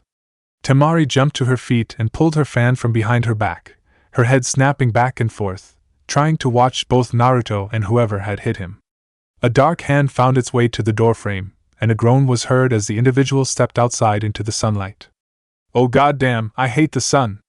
People visiting in the day isn't any fun. Temari blinked at the bad rhyme and watched as the large, black man stretched and bent in several directions. Her analytical mind observed the many swords on his back and she quickly classified him as a kenjutsu master, not just an expert. They were ill-equipped to fight such an opponent, especially in his element. A quick snapping sound let her know that Naruto had finally reset his nose and he stepped up beside her. Naruto let out a sigh and observed their mission. He was an odd one, his face contorting this way and that, and his body seemed to be in constant motion as if moving to some unheard rhythm. The man constantly shielded his eye from the sun as he looked at them. I was sleeping back there in my own little world. Now what brings you up here, you rude blonde boy and blonde girl? Naruto noticed that the man was trying to rap and was doing it badly and snickered. It was kind of a cool way to talk, he thought. Temari wrinkled her nose in disgust. Why the hell did she have to meet so many weirdos in her life? Was it so much to ask for one to talk normally? Seeing Naruto had a goofy grin on his face, she realized she'd have to be the spokesperson. We're ninja from Sunagakure. We've come to offer you our help in exchange for yours. Oh really, fly little honey? I don't do nothing for free, that costs time and money. Temari sighed when she heard Naruto snicker again and rubbed her temples. Could you please speak normally, sir? This is serious business. We're here to tell you about an organization that is trying to capture all the Bijou and Jinchuriki. Hachikira is no fool. Avoid the Akatsuki is the golden rule. Naruto smiled at the man. Is Hachikira your name? The black man nodded and bobbed his head up and down. Hachikira is the name. Ask me again and I'll tell you the same. Temari covered her eyes with her right hand and leaned against her fan. Sir, please stop. The man, now identified as Hachikira, stopped gyrating and looked at Temari. She thanked whatever gods were listening and coughed into her hand. We've come here to speak with you about a possible alliance to defeat the Akatsuki. You are a part of their plans and, well, frankly, we need your help. You're a lot more experienced than most in dealing with the Bijou, and since you have the second most powerful one, we thought you could help Naruto, my companion. Kira was now standing stock still and looking at Naruto with intensity. She was about to speak again, when he held his hand up. I know who he is, little lady. We've met once before, but neither of us knew what the other was. Naruto nodded his head. That Kumobar, right? The one you got tossed out of for rapping badly while drunk? Kira's mouth turned up in a small sneer. They just don't appreciate good rhymes. Come inside, we'll talk there. The sun is murder on my eyes. Temari swung her fan to her back and set it into place. Will you stop rhyming and speak normally? Kira turned in the doorway and grinned at her. Does it bother you, little lady? Somewhat, yes. Then, yes, I'll rhyme. All the time. When I'm in a bind. When I'm in a line. Anything just to mess with your mind. Naruto and Kira both laughed as Temari grit her teeth and stomped her foot in annoyance. Naruto watched as Kira disappeared into the inky blackness and kissed Temari on the cheek. He's just doing it to annoy you, Temari. I think he likes you. You're probably the first woman he's seen in months. She huffed and followed him inside. There was nothing in the shack, it was just a cover that led into a cave. A light suddenly flared up and they saw Kira lighting a lamp and hanging it from a stalactite. He turned to them and folded his arms as he sat on a boulder. Well, you came here for a reason. Let's hear it. Kisame coughed and leaned over the bed to spit out the black glob of blood and poison that had been coursing through his system. He had never felt so weak in all his life and thanked his lucky stars that Itachi had gotten to him when he did. His physiology normally took care of poisons, but this one was foreign and tougher than most. He spit up another glob of blood and laid back on his pillow. I'll kill that bastard. He'll never know what happened. No, he'll know. I'll hold him down and skin him alive with Samahata. I don't believe I've ever seen you so weak, Kisame. I could kill you now and no one would even know. Kisame looked up over his chest and saw Pain and Conan standing in the doorway. He coughed again and simply laid his head back. Leader-sama. To what do I owe the pleasure? You observed firsthand something unheard of. Tobi, Itachi, and Zetsu told me what they saw, but you experienced it firsthand. Tell me about Uzumaki's new power. Kisame groaned and barely was able to lean over the bed before coughing up a large amount of blood. He couldn't wait to be fully healed. Well, he commanded the plants. Pain's eyes hardened and he glared down at the shark man. Go on. Chapter 23. My skills are more matter than yours. Temari finished up the story with a flourish, pointing her finger into the air. And that's what all has happened, Kira-san. The story ends with us trying to find you. Kira nodded his head resolutely, his glasses bobbing slightly as he leaned back against the boulder. You still haven't told me what exactly this alliance you want with me is. Temari took a deep breath, praying that he wouldn't break into any more bad rhymes, and coughed to get his attention. We want you to help us take out Akatsuki. We're not sure what their true goal is, only the superficial ones. We need you to help us so that those goals don't become reality. Kira snorted and put his arms behind his head. I dunno. Sounds like a marriage of convenience to me. What do I get out of this? Naruto's voice grew serious as he took a half step forward. Your life. Kira's eyes snapped over to the other Jinchuriki. Is that a threat? No, it's a fact. Akatsuki will kill you and then leave your soulless husk to rot. At least if we're together, then we have a chance to survive. I've survived so far. I doubt they even know where to look for me. Temari blinked and her lips curled into a tiny sneer. We knew how to find you. All it takes is the right person gathering information. If we can find you, they can find you. Kira grinned and sat upright on the boulder. There's a profound difference between me and other hosts though, Missy. Other hosts fight the demon. I didn't. I accepted it as part of me. Temari and Naruto were at a loss for words and Kira took that for disbelief. Don't you understand? I'm in perfect harmony with my bijou. I don't fight it, I don't insult it, I don't ignore it. I made peace with it. There is no host. There is no demon. There is only Hachikira. I am the Hachibi. Naruto leaned forward, awed by this. So you mean, you can control your beast? In a manner of speaking. It's more like we coexist, just to exist, without one cog pushing the other, the clock doesn't work. We both need to turn in rhythm to keep going. Temari put a finger to her chin. Explains his love of rap and rhythm. I don't need a group to protect me. I'm perfectly fine on my own. Naruto frowned and shook his head. Let me share a little information with you. Kira leaned forward, his hands on his knees. There is a certain spider living in Suna, and the rest of the world, known as the Granddaddy Longlegs. It is a very small, unassuming spider that children play with and laugh at.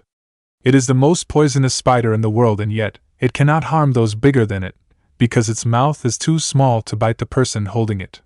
So, one of the most dangerous beasts in the world is helpless against those who would be victims to its mighty poison. He cast his gaze upon Kira and glared. We Jinchuriki are like this. The strong can be toppled by the weak.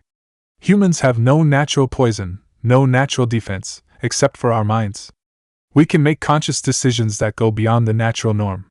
Most of the time it actually clouds our judgment, but this is one time where it shouldn't. We're the spider, Kira, and the Akatsuki are the mean children who would pull off our legs. Separately, we can accomplish little, but if two of us were to band together, we could take them. After all, we hold the strongest of the bijou. Kira threw back his head and laughed long and hard. Temari grew angry when it showed no sign of stopping and slammed her hand on the rock, making an echoing sound, to stop him.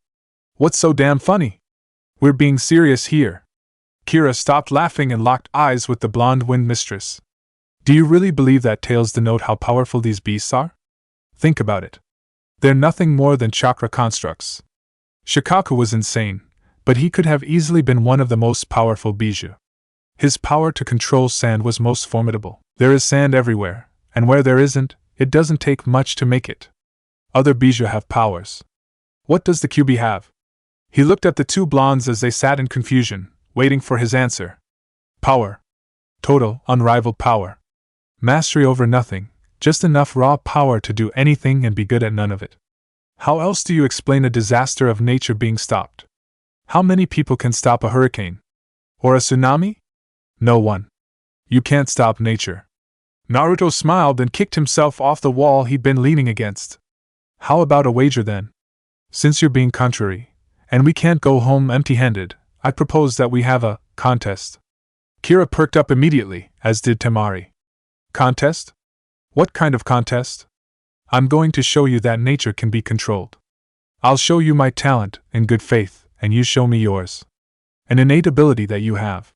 Show me your strength, what you're known for, and I'll show you mine. If you win, we'll leave. If I win, you come back with us. Kira nodded his head and walked towards the darker parts of the cave. Give me a moment to think about that. I'll be right back. Temari calmly walked over and grabbed Naruto by his ear, jerking it down to where she could speak in it. He protested her abuse of his poor ear and she twisted it a bit harder. What are you thinking? We want him to come with us. What if you don't win this contest? Naruto whined a little more and squinted his eyes. He wasn't coming with us otherwise. We can't force him to come. Alliances don't work like that.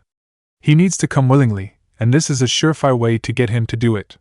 Sanzoku, who had been knocked from his perch around Naruto's neck when he was hit by Kira's punch earlier, crawled out of the shadows and up Temari's side, letting himself curl around her shoulders. Are you sure that you can win, boss? Your luck hasn't exactly been very forthcoming lately. I'm alive, aren't I?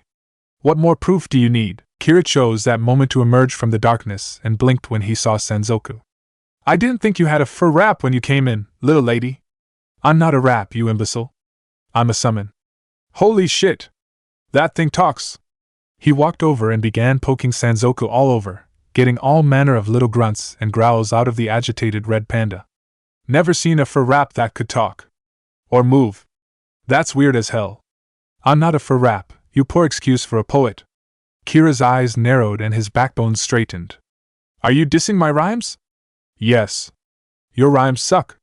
Kira backed away and stuck his finger in Sanzoku's nose. You take that back. My rhymes are fresh and funky. They're funky fresh. They're funky because they're not fresh, you idiot. Temari listened with a smirk as the two argued, rubbing her hand along Sanzoku's back. She and the fur ball might not always see eye to eye, but at least he could recognize bad lyrics as well as she could. She'd have to remember to give him a treat when they got home. Kira and Sanzoku were now nose to nose and snarling at each other.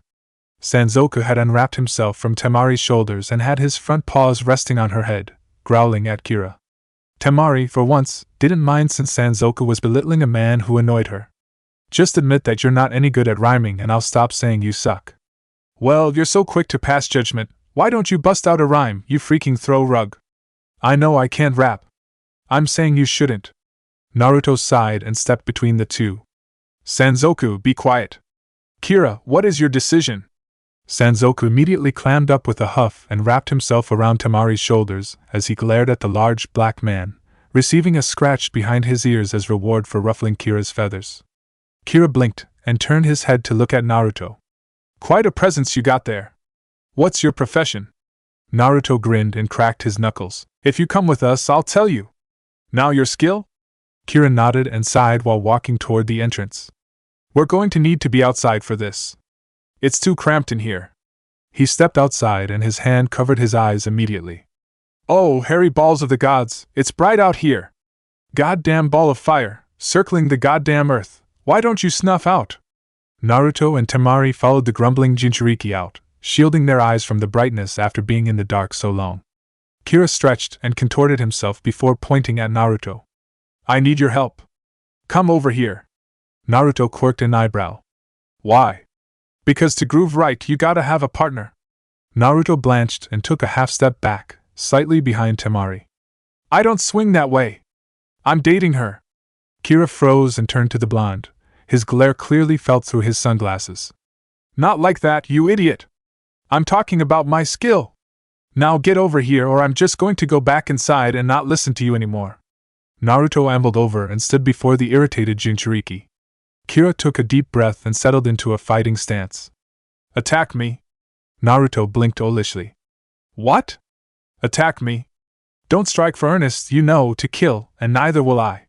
I'm going to show you my skill. I promise that you'll feel the blade, but it will not cut you. I need you to set the beat so I can get my groove on. Naruto nodded once and rushed forward, jabbing out at Kira. The black man began to nod his head to an unheard beat, his shoulders bobbing, and his face set into a grin. Before Naruto could even see, the man had drawn a sword and jabbed it forward, tapping it against Naruto's cheek. The blonde leapt back as Kira's body gyrated to his own rhythm. Without warning, Kira threw the rest of his swords into the air and ran for Naruto, slashing this way and that. Naruto felt the dull edge of the sword touch him and shivered, knowing that it could just as well have shaved some skin from him. He leapt away again and watched as Kira took up a crane position and the swords dropped into place. One in each hand, one in his mouth, one in each fold of his arms, one caught and held in the fold of his uplifted right knee, and one held under his left armpit. Temari and Sanzoku watched with awe as Kira began to pinwheel around, the swords sometimes flying into the air, only to be caught on the way down as another sword began its own ascent.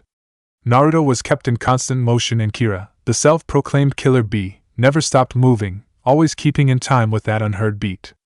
Naruto kept moving backwards and in a circle, lest he fall off the plateau they were on. With a final lurch, Naruto was backed against the edge of the plateau and Kira was turned sideways, his glasses revealing him looking at Naruto out of the corner of his eyes. He stood in the crane stance again, all the swords pointing at Naruto. The one that had been under his left armpit was gone, but it was quickly found again as it fell from the sky and the dull edge slid down Naruto's back, landing in the rock and embedding itself. The two Suna Shinobi and Sanzoku all spoke in a hushed, awed voice. Whoa! Damn! Shiite! Kira flipped backwards, launching all the swords into the air and then knelt down. The three were awed further, as all the swords landed in their respective sheaths and Kira stood upright again, a smug grin on his face. I didn't think springing my bija on you would be a fair thing, since we can both do that to an extent. My art of the sword is unbeatable, and, if I may say so, pretty damn impressive. That was just my warm-up dance. The true tango is much more deadly and much. The three leaned in, waiting for what he was about to say. More sexy, it's all in the skill, sucker, 'cause I'm a righteous, bad motherfucker. Temari and Sanzoku stepped forward, growling as one. You finish that horrible lyric and I'll bash your head in. What she doesn't bash, I'll bite. Kira looked at the ground deflated, mumbling to himself. No one appreciates good rhymes. He bounced back quickly, though, and pointed his finger at Naruto. Beat that, boy. Unless you can really harness nature like you said, you ain't got nothing. I know about your Rasengan. That doesn't count. Naruto looked around at the rocky terrain and then to Temari and Sanzoku. Both gave him a wry grin. He turned back to Kira and smirked. Tell me, Hachi Kira, can plant life grow up here on the mountain? Kira was taken aback by this and cocked his eyebrow quizzically. Not much. Some wild brush, but nothing else. Why? Naruto didn't answer, and instead held his hand out in front of him. Kira's eyes went wide when Naruto's staff erupted from the stone and leapt into his hand. He quickly schooled his features back to indifference. If that was your technique, it was a cool trick, but nothing special. That wasn't my ability. Kira turned his head to the side slightly, his lips in a thin line. Then what is? Naruto's answer was to chuckle and close his eyes as a thin green aura began to envelop his body. Kira sighed as they walked along the road back to Konoha, his hands firmly implanted in his pockets. I can't believe I was outdone by a schoolteacher. A Chunin schoolteacher, no less. Man, that sucks. Temari giggled from her spot beside the man and he threw a hateful glare at her. What the hell are you laughing at? Temari smiled at the man, her spirit high. They had succeeded in their mission and once they checked in with the Hokage, they'd be able to go home. She hadn't felt this good in a while. Oh, nothing. I just think that you'll like getting out and about. You've been on that mountain for quite a while from what you've told us. It'll do you good to see some new places. I happen to like my privacy, little lady. Besides, you'd be surprised what I can hear up on that mountaintop. I hear all kinds of things. Temari leaned forward, suddenly interested. Oh? Like what? I've heard all about your boyfriend and his vendetta against the Akatsuki and the Uchiha brothers. The news that carries on the wind is somewhat old, but I do learn of the outside world. It keeps me sane. He sighed and kicked a stone out of his path. Naruto and Temari were both listening intently now while Sanzoku slept. I wasn't one of the Jinchuriki who was abused, or threatened, or anything of that sort. I was ignored to the fullest, sent up to that fake shrine, and left. Someone would bring me some food every now and then, but I quickly learned that they didn't want to speak to me. I was to be taught swordsmanship and the abilities of the ninja. That was all. Nothing more, nothing less. I was to be their trump card, their ace in the hole, their secret weapon. They sent the best swordsman of Kumo to teach me how to handle blades. Soon, there was nothing else they could teach me. I was the best. So, they sent the best ninjutsu masters to teach me how to handle my element, Raiten. Soon, there was also nothing left to teach me in that respect, and I was alone again. Then, it spoke to me. It tried to take over my body, but I would not cave. I tried to force it into submission, but it would not submit. After many years, we came to a conclusion. We were both stuck together, forever, and there was nothing we could do about it. So, we agreed to bond. Naruto perked up and his ears twitched in anticipation. Bond? Kira nodded and turned his attention back to the road. Yeah, bond. He would give me his power and I would give him mine. Essentially, there is no Hachibi anymore and there is no Kira. So, we became Hachikira, an amalgamation of the best of both. His power and my slick rhymes. Temari sighed and readjusted her fan since it was digging into her back. I don't know about the slick rhymes, but your life has been typical of a Jinchuriki. Loneliness, fear, hatred, these all seem to be commonplace things. My brother had it worst, I think. Our own father kept trying to have him assassinated. Kira nodded his head and pushed his glasses back up on his nose. The host of Shikaku. I've heard that his bijou no longer inhabits his body. How is that possible? Naruto watched a civilian couple pass them by and then turned to Kira again. The woman who originally sealed Shikaku into him sacrificed her life with a rebirth jutsu so that he could live again. Now he has the power over sand, but Shikaku isn't tormenting him anymore. Kira nodded and the three walked on in silence for quite a while. As they neared a town and dark began to settle, Kira looked up at the appearing moon and smiled sadly. I don't know what I'd do if I were to suddenly find myself without my bijou. It's been with me all my life. When I was lonely, at least I knew it was there. Despite the hardships it has brought upon me, it has given me other comforts. He turned to Naruto once more. What would you feel if you woke up tomorrow and the Kyuubi was gone? Temari and a now awake Sanzoku listened intently as Naruto stared straight ahead. I wouldn't know what to do. The bijou can't just disappear from the world, so that would mean that he's loose. I wouldn't ever let that happen. He cast his gaze upon the rest of his group, his face grim. I wouldn't wish this curse on anyone else. I'm not sure anyone else could handle it. I wouldn't even wish the Kyuubi on another Jinchuriki. Kira smiled and winced at the loudness of the town. He was going to hate this, he could tell. Sleep would not be forthcoming. I see we're of like minds then. These things are both a curse and a blessing, making us neither angel nor demon. We are something else entirely. Temari wrapped her arm around Naruto's and squeezed it. You're both human. You're humans with a burden that none of the rest of us could shoulder. That's what makes you strong. Naruto smiled down at her and squeezed her arm. Kira looked on with a smirk at the happy couple. See what I gotta put up with all the time? If you think that's disgusting, then by all means, live by yourself for your whole life. Seeing that just gives me hope that someone will shower me with affection someday. Of course, they have to love me and my dope rap. 'Cause Kira is a party that's always on tap. People hear my flow and all come on the run. Wherever the killer bee's standing is the spot with all the fun. Temari palmed her face, mostly to hide the embarrassment, since they had just entered the town and people were beginning to stare. Please, someone, anyone shut him up. Naruto just laughed and kissed her cheek. Tsunade sat at her desk, pondering on whether or not to risk taking a sip of sake, when she heard a familiar voice outside her door. I don't care what her schedule says. You open that damn door or I'll kick it in. Her secretary, a chunin who was only recently promoted, sounded very angry. And I don't care who you think you are. You two are Suna Shinobi and he's a shinobi of Kumo. I don't know who you think you are, but you aren't getting in without an appointment. Tsunade was just about to get up and let the Chunin know who was at the door, when the door to her office warped and bent suddenly before tearing off her hinges and flying right for her. Tsunade watched it come and flung her hand out, knocking the heavy oaken door aside and through the window, where it landed with a boom on the street below, sending bystanders scattering. She smirked when she saw what was on the other side of the door. Naruto stood sideways in the doorway with his hand outstretched, the remainders of the chakra from the Rasengan still wisping around his hands, as the Chunin stood gape-mouthed. You owe me a door, Naruto. Temari shook her head in exasperation and muscled her way around Naruto, dragging Kira with her. Tsunade raised an eyebrow as she looked the well-muscled man up and down.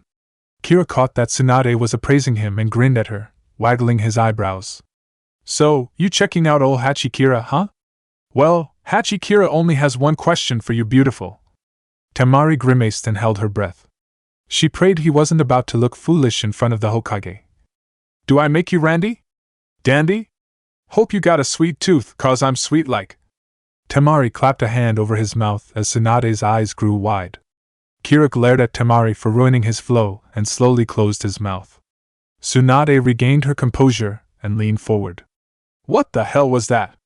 It's the way Kira talks. He has an affinity for rhyming in his speech. Tsunade looked at Naruto out of the corner of her eyes and then back to Kira. Please refrain from speaking like that in my presence. It's annoying. Kira sighed and hung his head in defeat. Nobody appreciates my rhymes. Naruto patted Kira on the back, consoling him, while Temari shook her head and addressed the Hokage.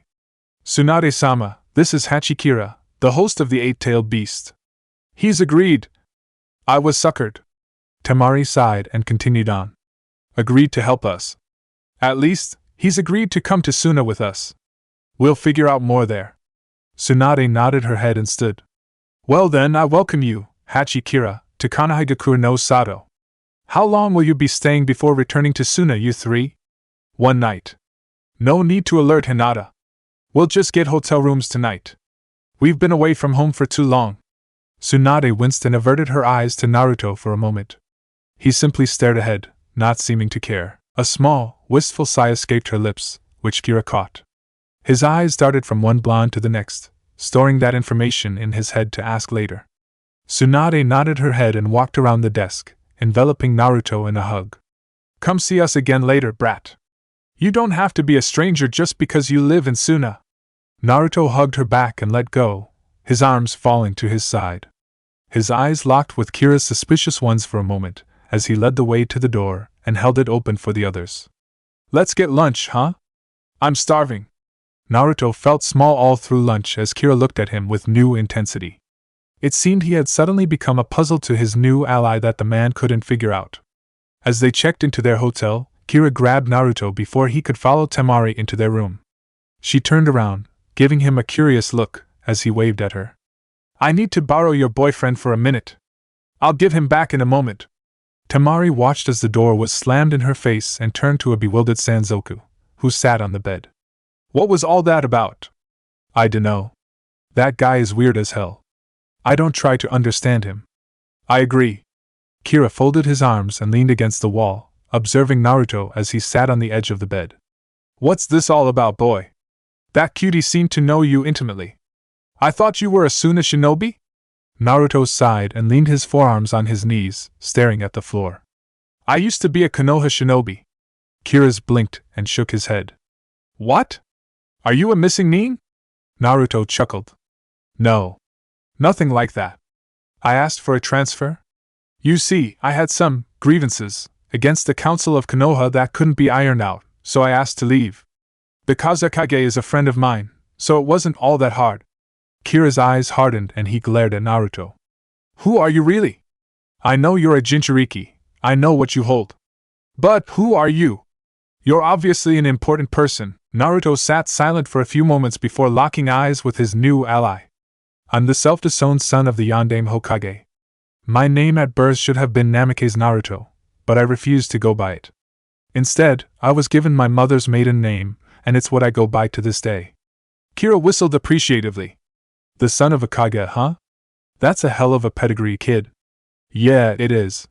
But I didn't live up to it earlier on. I wasn't the most well-liked person.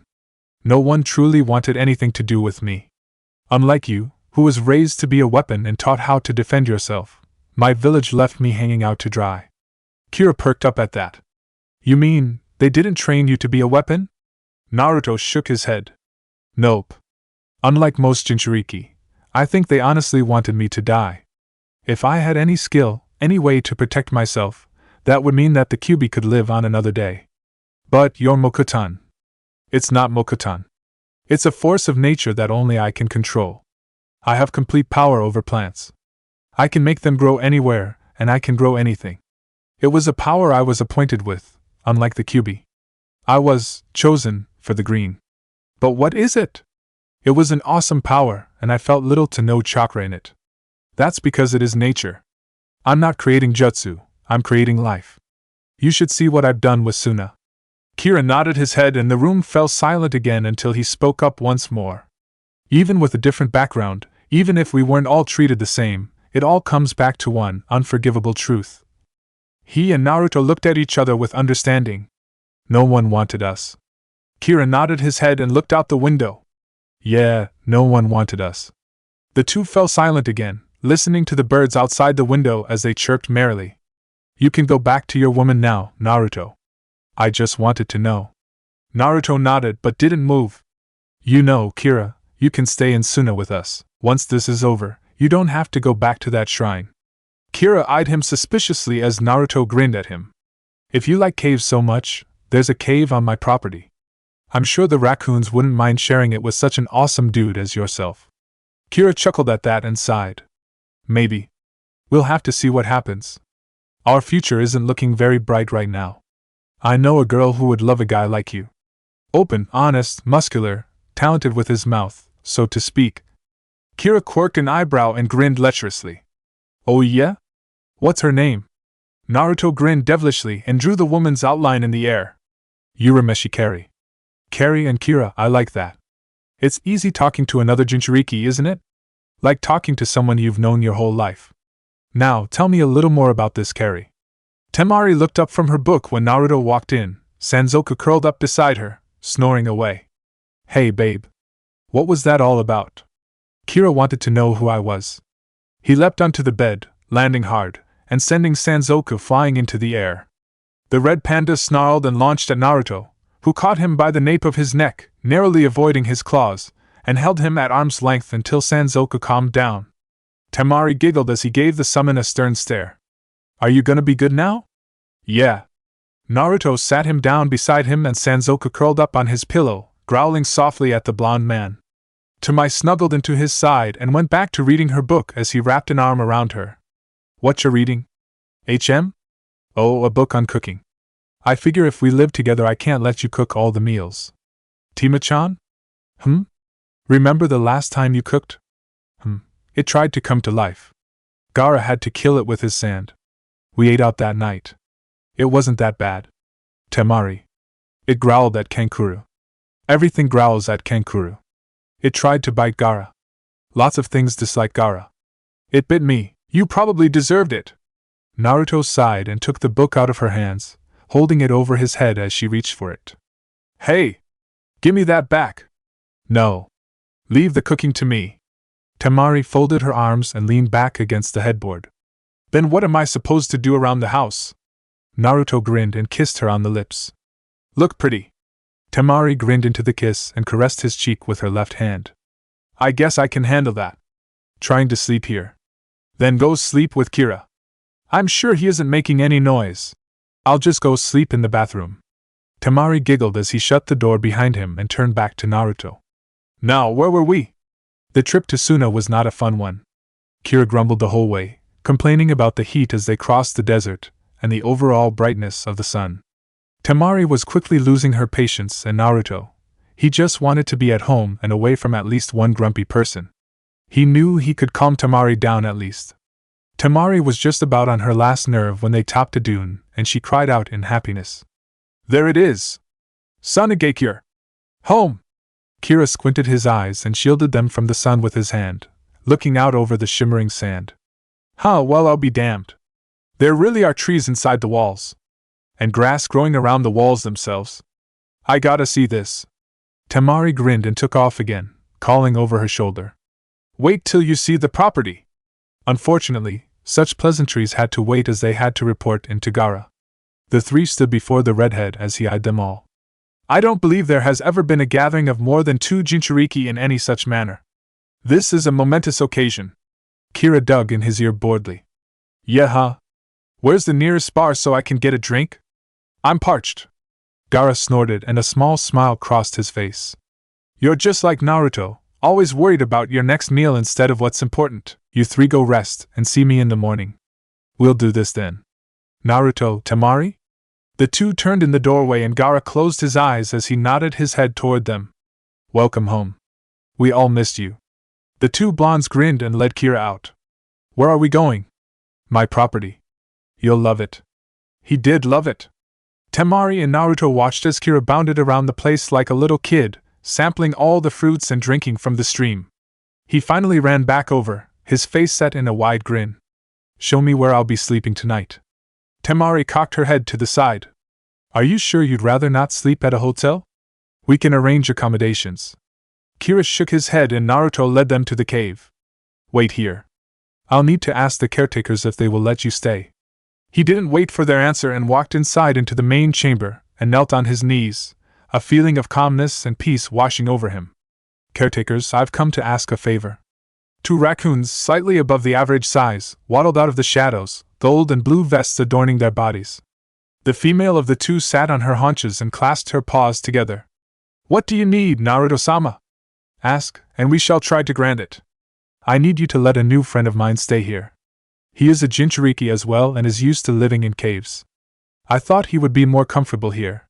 The male nodded his head and clasped his paws together as well. Bring him here, that we may see him and determine his intent.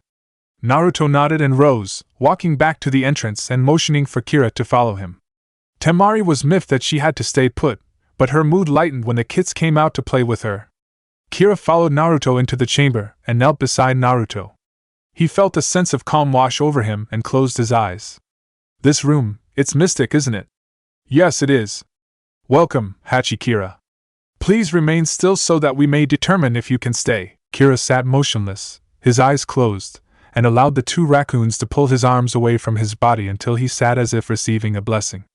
The male raccoon nodded to the female, and they arranged Kira's limbs back to their former state. He is not the purest being in the world, but we will allow him to stay.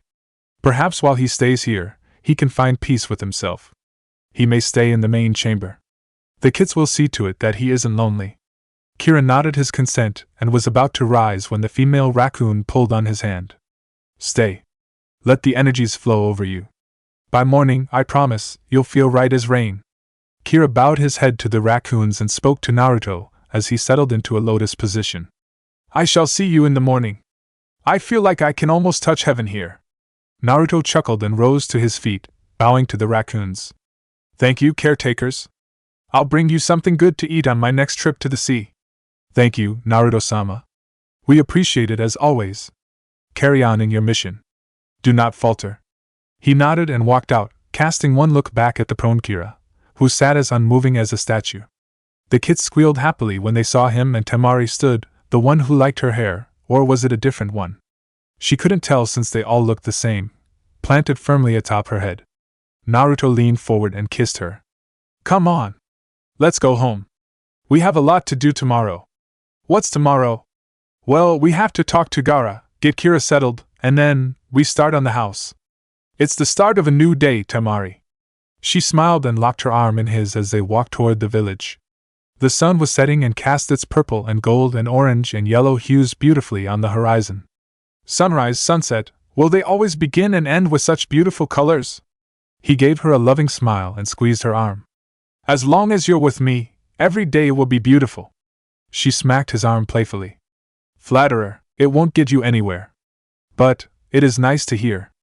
I believe it's already gotten me somewhere, my dear. Oh? And where is that? Your heart. She snorted and wiped a tear from her eye, from laughter at his absurdness or the touching things he was saying, he couldn't tell. Idiot. I fell for you because you were like a little puppy. I just couldn't kick you away. And now? She grinned evilly. Well, now I have the puppy on a leash and he'll do whatever I tell him. Why let go of such an obedient pet now? They both laughed and walked onward toward the compound until Temari spoke up again, humor in her voice. You know, a leash sounds. Don't even think about it. Chapter 24, Double Date. Kira stretched lazily as he looked around the cavern, its multifaceted gem-like surface throwing prisms of light everywhere. It made for quite the surreal experience, one he could continue to live with for quite a while. Unfortunately, he had to meet the kazekage, hang out with Naruto, and to his unbidden glee, meet a supposedly hot chick named Urameshi Kari. Yep, life was good for old Hachikira. He stood upright with a happy sigh and rolled his neck from side to side. He hadn't felt this rested in some time, and he hadn't even slept. He'd merely meditated the entire night. You would do well to stay close to this Uzumaki Naruto. I feel a change coming in the world, and your brother will not take your leaving very lightly. Kira snorted and put his hands behind his head. My brother is of no consequence at the moment.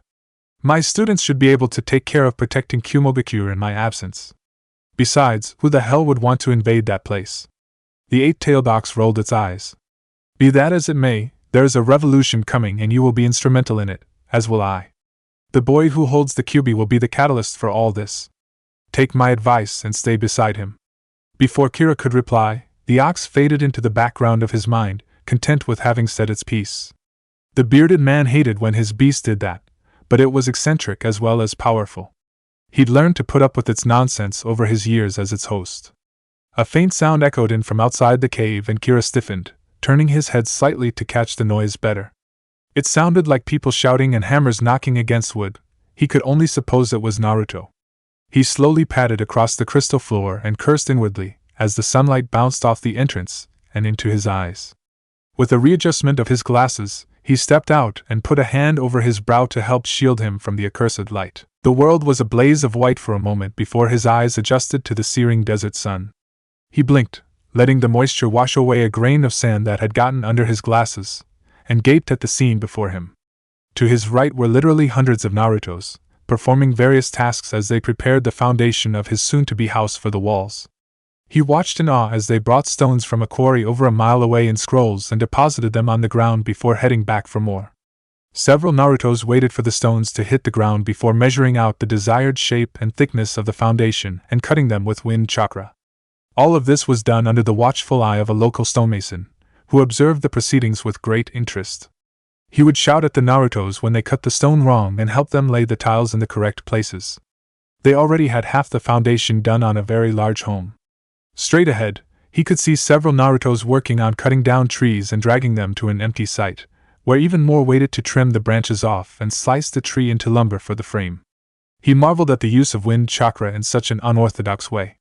He marveled even more when, for every tree that he cut down, Naruto would raise another from the ground.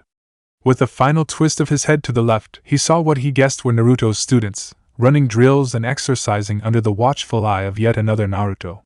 It amazed him that the blonde could do all these things and still show no ill effect. The fact that he apparently used none of the Kyubi's chakra to do it made it all the more astonishing. Enjoying the sights, Kira? The bearded man glanced upwards and saw 4 shadows covering his exit. He cautiously stepped into the sun and shielded his eyes again as he looked upward. He recognized Temari and Naruto's outlines, but he didn't recognize the other two. A flash of teeth brought his attention to Naruto's face as he grinned at his newfound ally. Morning. Hope you slept well, 'cause we've got a busy day ahead of us. Kira snorted and threw his thumb over his shoulder, pointing in the direction of the madness behind him. Seems like you got an early start. I didn't realize that I'd stayed in the caverns that late. It's not all that late. It's only a bit past 1. Anyway, Kira, I'd like to introduce you to a friend of mine. This is Kankuro, current premier puppeteer of Sunagakure. The black-clad man with the scrolls on his back waved at Kira jovially. Naruto pointed to the other one. And this, as you already know, is Gaara, the kazekage. He's been most eager to meet you again this morning. Kira, while not the most respectful of individuals to anyone, recognized the Kage for who they were and the power that came along with the positions. Besides, he was an ally, right? It wouldn't hurt his reputation as a badass too much. He bowed at the waist to Gaara. Kazekage-sama, it is an honor to meet you again. Gaara nodded his head, his arms folded across his chest. Likewise. You can drop the formalities, Hachi Kira. There are certain days I don't like to be reminded of my position. Simply call me Gaara. Now then, let's retire to my office. It's much more comfortable there, and I'll send for some breakfast. Kira grinned at the thought of food and rubbed his palms together. Breakfast sounds good. Temari sighed and linked her arm in Naruto's as they headed for the Kage Tower. Great. Another idiot with a stomach bigger than his brain. Naruto frowned and poked her in the side. What did you say? You heard me. I didn't stutter. Temari sipped her coffee as she watched the men around her devour an incredibly large breakfast banquet. It must be a Jinchuriki thing, because Gaara, Naruto, and Kira all had destroyed a table that would have easily fed more than a dozen people. She couldn't imagine where they'd put it all. Gaara finally sat back in his chair and wiped his mouth with a napkin. The pleasantries were over. It was time for business. Naruto, I'm glad to see that you've finally begun construction on your house and that you've resumed your duties as a sensei. Sadly, this won't last long. I'm going to need you to go into the field soon. We must stop Akatsuki and end their threat once and for all. This applies to you as well, Kira. The two Jinchuriki looked up from stuffing their faces and swallowed simultaneously. For starters, I still want to know more about Akatsuki before I do anything with you guys. You've got to have a file I can study or something. And another thing, isn't it dangerous sending both Jinchuriki after them? Gaara sighed and turned his chair to look out the window. It's probably foolish, yes. But there simply aren't many who can go toe-to-toe with Akatsuki and come out on top. You and Naruto are among the few who can. That's why you both have to be there when we go in. Kira noted that Naruto remained silent. He was probably in on the plan already and had helped devise it. What's the plan? Gaara swung the chair back around and folded his arms. We go into Amigekure and find them first. Kira knocked his chair over when he stood up, anger on his face. That's insane! You're talking about going into the belly of the beast. Why in the hell would we attack them on their home turf, when they have ninja around them to help fight and protect them? Kankuro sipped at his coffee and sat the cup down. Because there's no other alternative. Believe me, me and Temari tried to talk these two out of this. The Hokage did too. But there really is no other alternative. We either strike at them now, or we relegate ourselves to their hit-and-run tactics for the rest of our lives. They've always struck first, not the other way around. They're down to only a few members now. Now is the time to strike. Temari shook her head. No. The time to strike is when we know they're at their weakest. Amigekure is an isolated nation. They have very little trade and are self-sustaining. Because of their isolationism, their population doesn't have much of a boom, seeing as they can't afford to have more people than they can feed. We need to hit their food supply and anything else of value before we attack. Naruto frowned at his girlfriend. I don't like attacking civilians. Cutting off the food supply hurts more than the shinobi. It hurts innocence. Kira reached over and slapped the young man in the back of the head. For a shinobi and a sensei, you're pretty damn naive, Blondie. There are no innocents in Amigekure. They are all part of this little conspiracy, either through active participation or unwillingly. They've allowed Pain and his little troop to take over their country, and follow him blindly, like sheep. I've heard stories of their blind devotion. They rush in without thinking, glad to die in the service of their god. The Suna ninja stared at him, curious as to how he knew all that. Naruto voiced their unbidden question. Kira scowled as he spoke. My brother is the Raikage. I know a few things. I suppose I left out that little detail when I gave my backstory, huh? Naruto grimaced and sat forward in his chair. Yeah, you did. What else haven't you told us? Kira snorted and took a bite out of a mango, savoring the taste. Sweet. Yeah, my brother's the Raikage. It's not like we have a great relationship, though. He's my brother and I love him. He loves me too. But we don't like each other.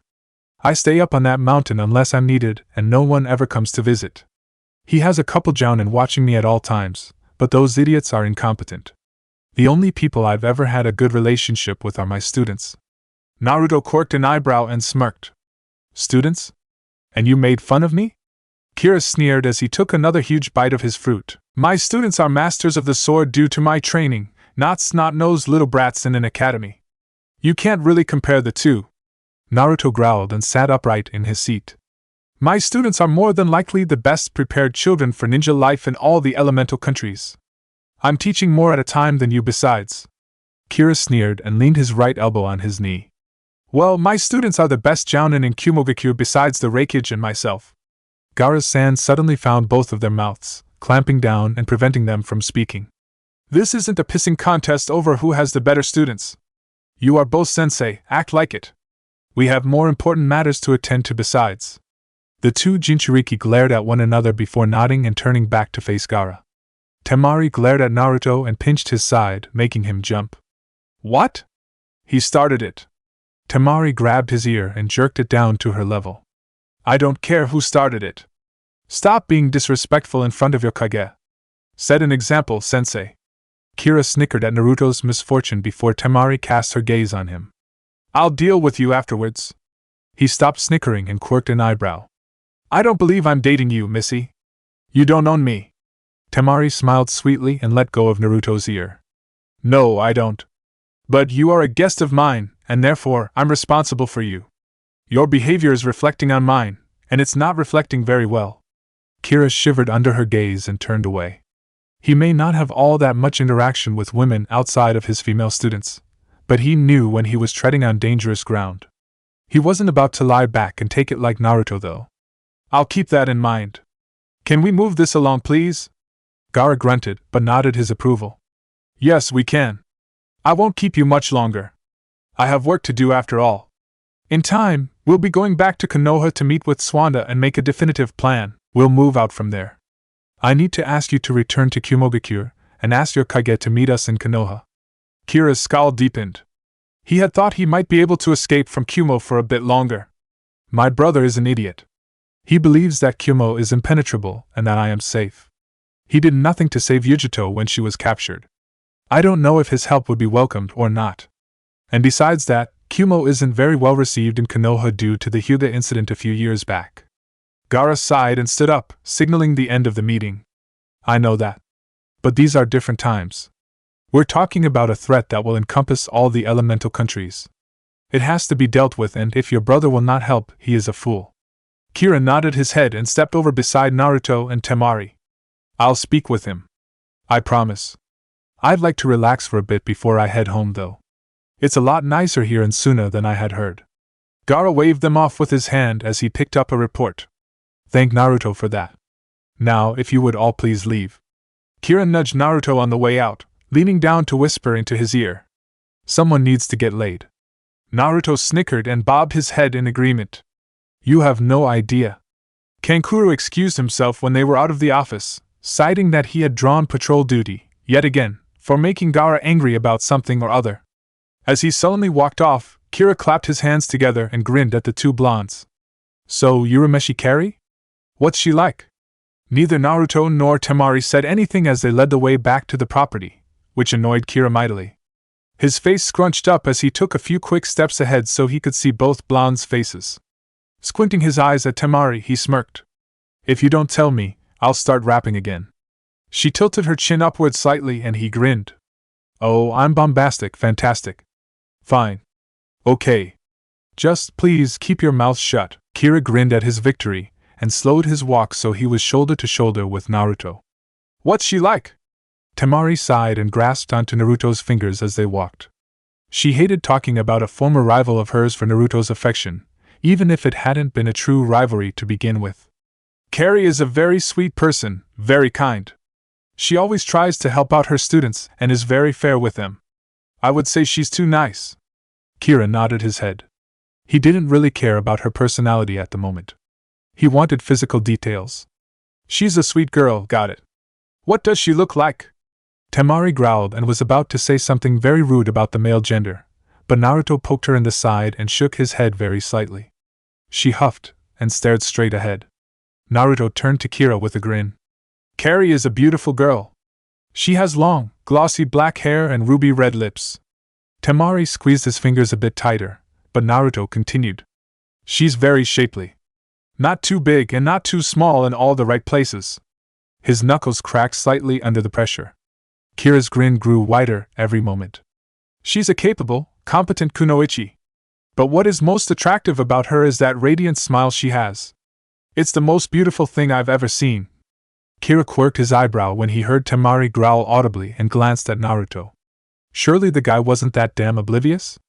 With no warning, Naruto suddenly turned and latched his arms around Temari, pulling her in for an earth-shaking kiss.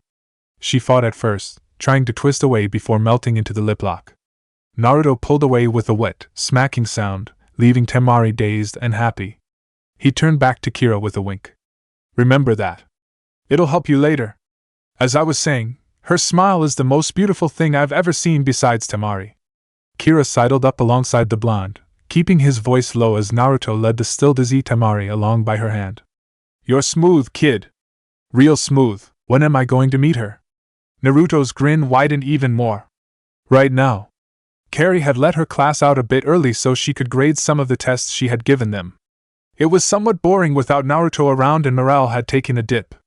She had taken to letting her class out on a whim every now and then so she could get some things done in the evening. She perked up when she heard familiar voices down the hall and one unfamiliar one. She better be cute, Uzumaki, or I will hurt you. She's cute, damn it. Don't doubt me. Temari, where the hell is Sanzoku? He keeps disappearing. I don't know where the hell that overgrown rat gets off to. He's probably with your clone that's teaching the class or sleeping in a tree.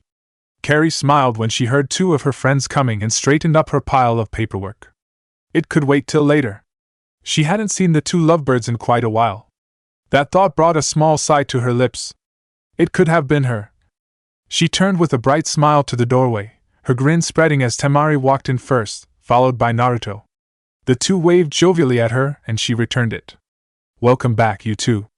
I hope you had fun on your little vacation?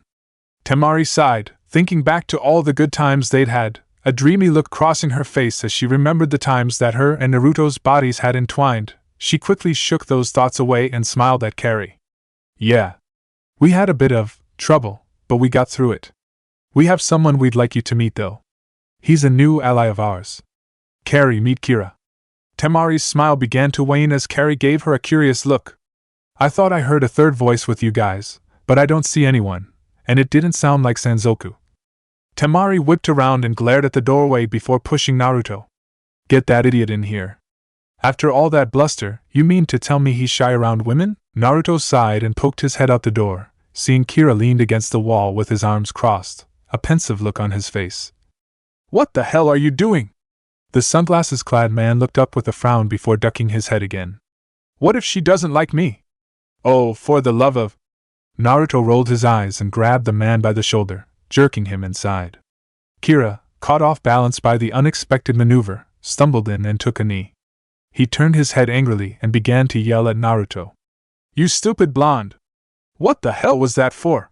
The sound of giggling caught Kira's ears and he looked up to see Carrie with a blush on her cheeks. He rose quickly, trying to regain some of his lost coolness and bravado. The two looked each other up and down unscrupulously. Carrie's eyes wandered over Kira's sculpted chest and arms, taking in every detail she could. She loved the goatee and the fact that he was tall. She caught a spot of drool with her tongue before it could leak out. Kira let his eyes trace her outline, drinking up the hourglass figure like he was sipping wine. He almost licked his lips at the sight of her full breasts and her round bottom, but caught himself, regaining a bit of his dignity. Hey, I'm Hachi, Kira. Temari let out a frustrated sigh and snapped her fingers to get the two's attention. What Kira is trying, and failing miserably I might add, to say, is that he'd like you to be his date tonight. Me and Naruto, you and Kira, on a double date. What do you say? Carrie nodded her head slowly, never taking her eyes off Kira's face. The giant rubbed the back of his head sheepishly and started to say something else, but Temari pushed both him and Naruto to the door. Good. You two go get ready. I'll take Carrie and we'll meet you at the compound at 7. Naruto, send a clone to make reservations at our favorite restaurant. She looked from Kira to Carrie and clucked her tongue. Had she been this head over heels with Naruto when she'd first gone out with him? Nah, she'd been way more in control. She knew how to make Naruto move along though. She slowly began to reach for her fan and Naruto noticed the movement out of the corner of his eyes. Without warning, he snatched Kira's arm and dragged the man out without saying goodbye. Kira waved as he was dragged out by his collar, cursing loudly when his elbow banged on the frame. Carrie stood for a moment silent before squealing and latching onto Temari's shoulders so the girl couldn't get away, a bright smile alight on her face. Did you see how hot that guy was? He's so muscular. And shy to boot. I bet he's the poetic type, likes to write and dance. Temari snickered and nodded her head. Carrie was partly right. He did love to rhyme and dance, he just wasn't any good at it. She guided the black-haired, giddy woman out of the room and towards the market center of Suna. They'd need some new things for tonight, and it had been a while since she'd wowed Naruto. Naruto didn't stop dragging Kira until he knew he was a safe distance away and stopped, letting the larger man drop into the dust. While Kira was picking himself up, Naruto made a clone and sent it off to make the reservations. The dark-skinned man leapt to his feet, undeterred by his dusty backside, and grabbed Naruto's hand, shaking it up and down. You are a miracle worker! You see that chick, man? She was digging the rap machine! Naruto chuckled and wrenched his hand out of Kira's mighty grip. Yeah, I'm the greatest. I told you she was cute. Cute? Son, she was a bombshell. Dynamite. Out of sight. Baby was tight. Way better looking than any Kumo chickie I've ever seen. Guess if you can't grow plants out here in Suna, you grow good-looking women. What a find. Think she likes me? Considering she was doing everything short of drooling on her shirt checking out your body, I'd say yes. Of course, she doesn't know about your personality quirks yet, but I doubt that would deter her. She's pretty persistent. Now, come on. We've got to get you something to wear this evening. The restaurant is a formal one. Temari likes to dress up when we're out. Kira stopped and looked down at his clothing, before narrowing his eyes at Naruto. What's wrong with the way I look? Naruto put his hands up in placation. Nothing. We just have to dress a bit more formal to get in this restaurant. Standard shinobi clothing really doesn't cut it, you know? Kira nodded slowly while fingering his scarf. He liked his clothes. I'm not taking off the glasses. Fair enough. Naruto and Kira sat on the couch in the den of the compound, waiting for Temari and Carrie to appear. The girls had gotten in earlier than they had, and Temari had told them that they were not to come up the stairs under any circumstances, under pain of death. Naruto had simply agreed and led Kira to a downstairs bathroom where he could shower and change. Naruto winced a bit when his working clones all dispelled for the evening, informing him that the foundation was complete and that most of the frame was up. A pile of lumber was left beside the house, ready for more work in the morning. He sighed and shook his head. He'd have to commission more nails from the blacksmith tomorrow. Kira noticed the sound and movements from the blonde, but paid him no mind. He was nervous enough about that evening's events and was trying to calm himself. Naruto leaned back and put one arm on the back of the sofa, the other hand to his chin in thought. He wondered what Temari would want for the walls when he got to that stage. Cedar smelled good on the inside for closets. Cypress would be excellent for the outside walls. Pine was prettier for inside walls and rooms and could be stained to several different shades. Of course, oak was good for cabinets. He was suddenly shaken from his thoughts by Kira, who was staring gobsmacked at the entrance. Naruto turned his head and his jaw dropped as well. Temari stood in the teal kimono that accented her so well, a smile on her face as she held Carrie by the shoulders. Carrie herself was clad in a pure white kimono embroidered with blue flowers, her hair pulled up into a bun on top of her head. She had a shy smile on her face, her green eyes showing her anxiousness and anticipation of Kira's thoughts on her dress. Naruto smiled and nudged Kira in the side. Kira was dumbstruck and happy at the same time. He never had a woman try to impress him before, and it felt very nice to see that she had put forth effort for him. He grinned and stood up slowly. Carrie's eyes followed his body from the ground up, taking in the finely tailored black pants, on up to the golden coin hanging on a pendant from his neck, to the linen shirt that he had unbuttoned showing a bit of his chest. Her gaze went down to the black jacket held in his arms and then swept upward to his face, which bore a broad smile, and his black sunglasses.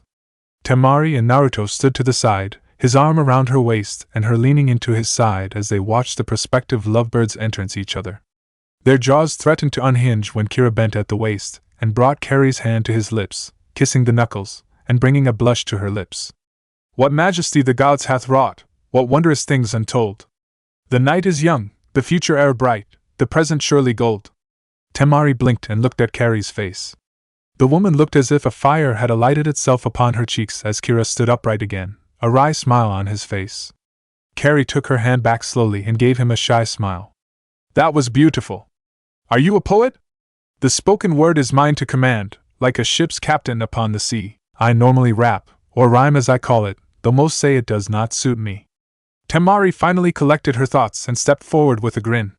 You should write poetry instead of those stupid raps you always try. You're much better at classical wordplay. Kira frowned a bit and crossed his arms. I like rapping better. Although I'm extremely good with writing poetry, rhyme is rhyme no matter the rhythm it is set to. Perhaps it's merely the fact that the beat in your head doesn't match up to what you want to say, or you just suck at rap. Hello, Carrie-san? While Carrie smiled and waved back at the red panda, Kira growled at the newly appeared Sanzoku and kicked out with his foot, missing the summon by mere centimeters. No one asked for your opinion, rat. And where the hell have you been all day? Around. I visited the caves to make sure you hadn't defiled them. You little. Naruto scooped up Sanzoku by the nape of his neck and brought him up to eye level. Now you two. Sanzoku, we're going out for the evening. Make sure that nothing happens to the house, and that Kankura doesn't spread his puppets out everywhere when he gets home. We might be out late. Fine. Just make sure he doesn't traumatize Carrie-san. She's too nice to be subjected to his horrible lyrics.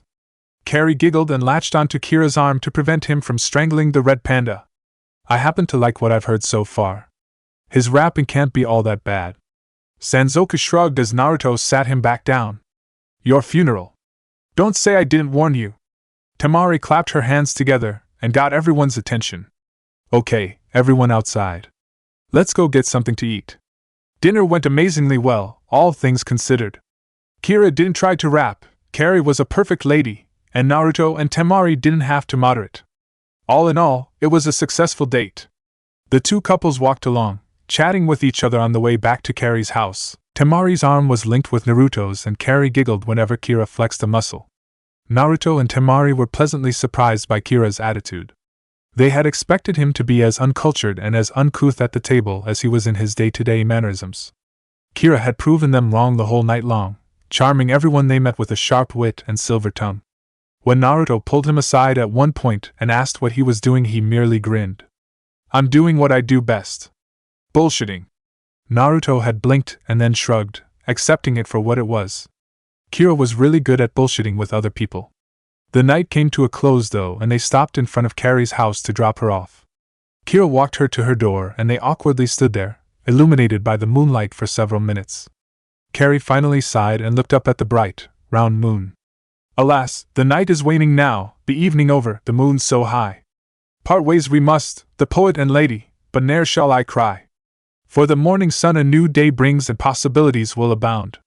Come find me on the morrow, O poet sir, the school is where I'm found.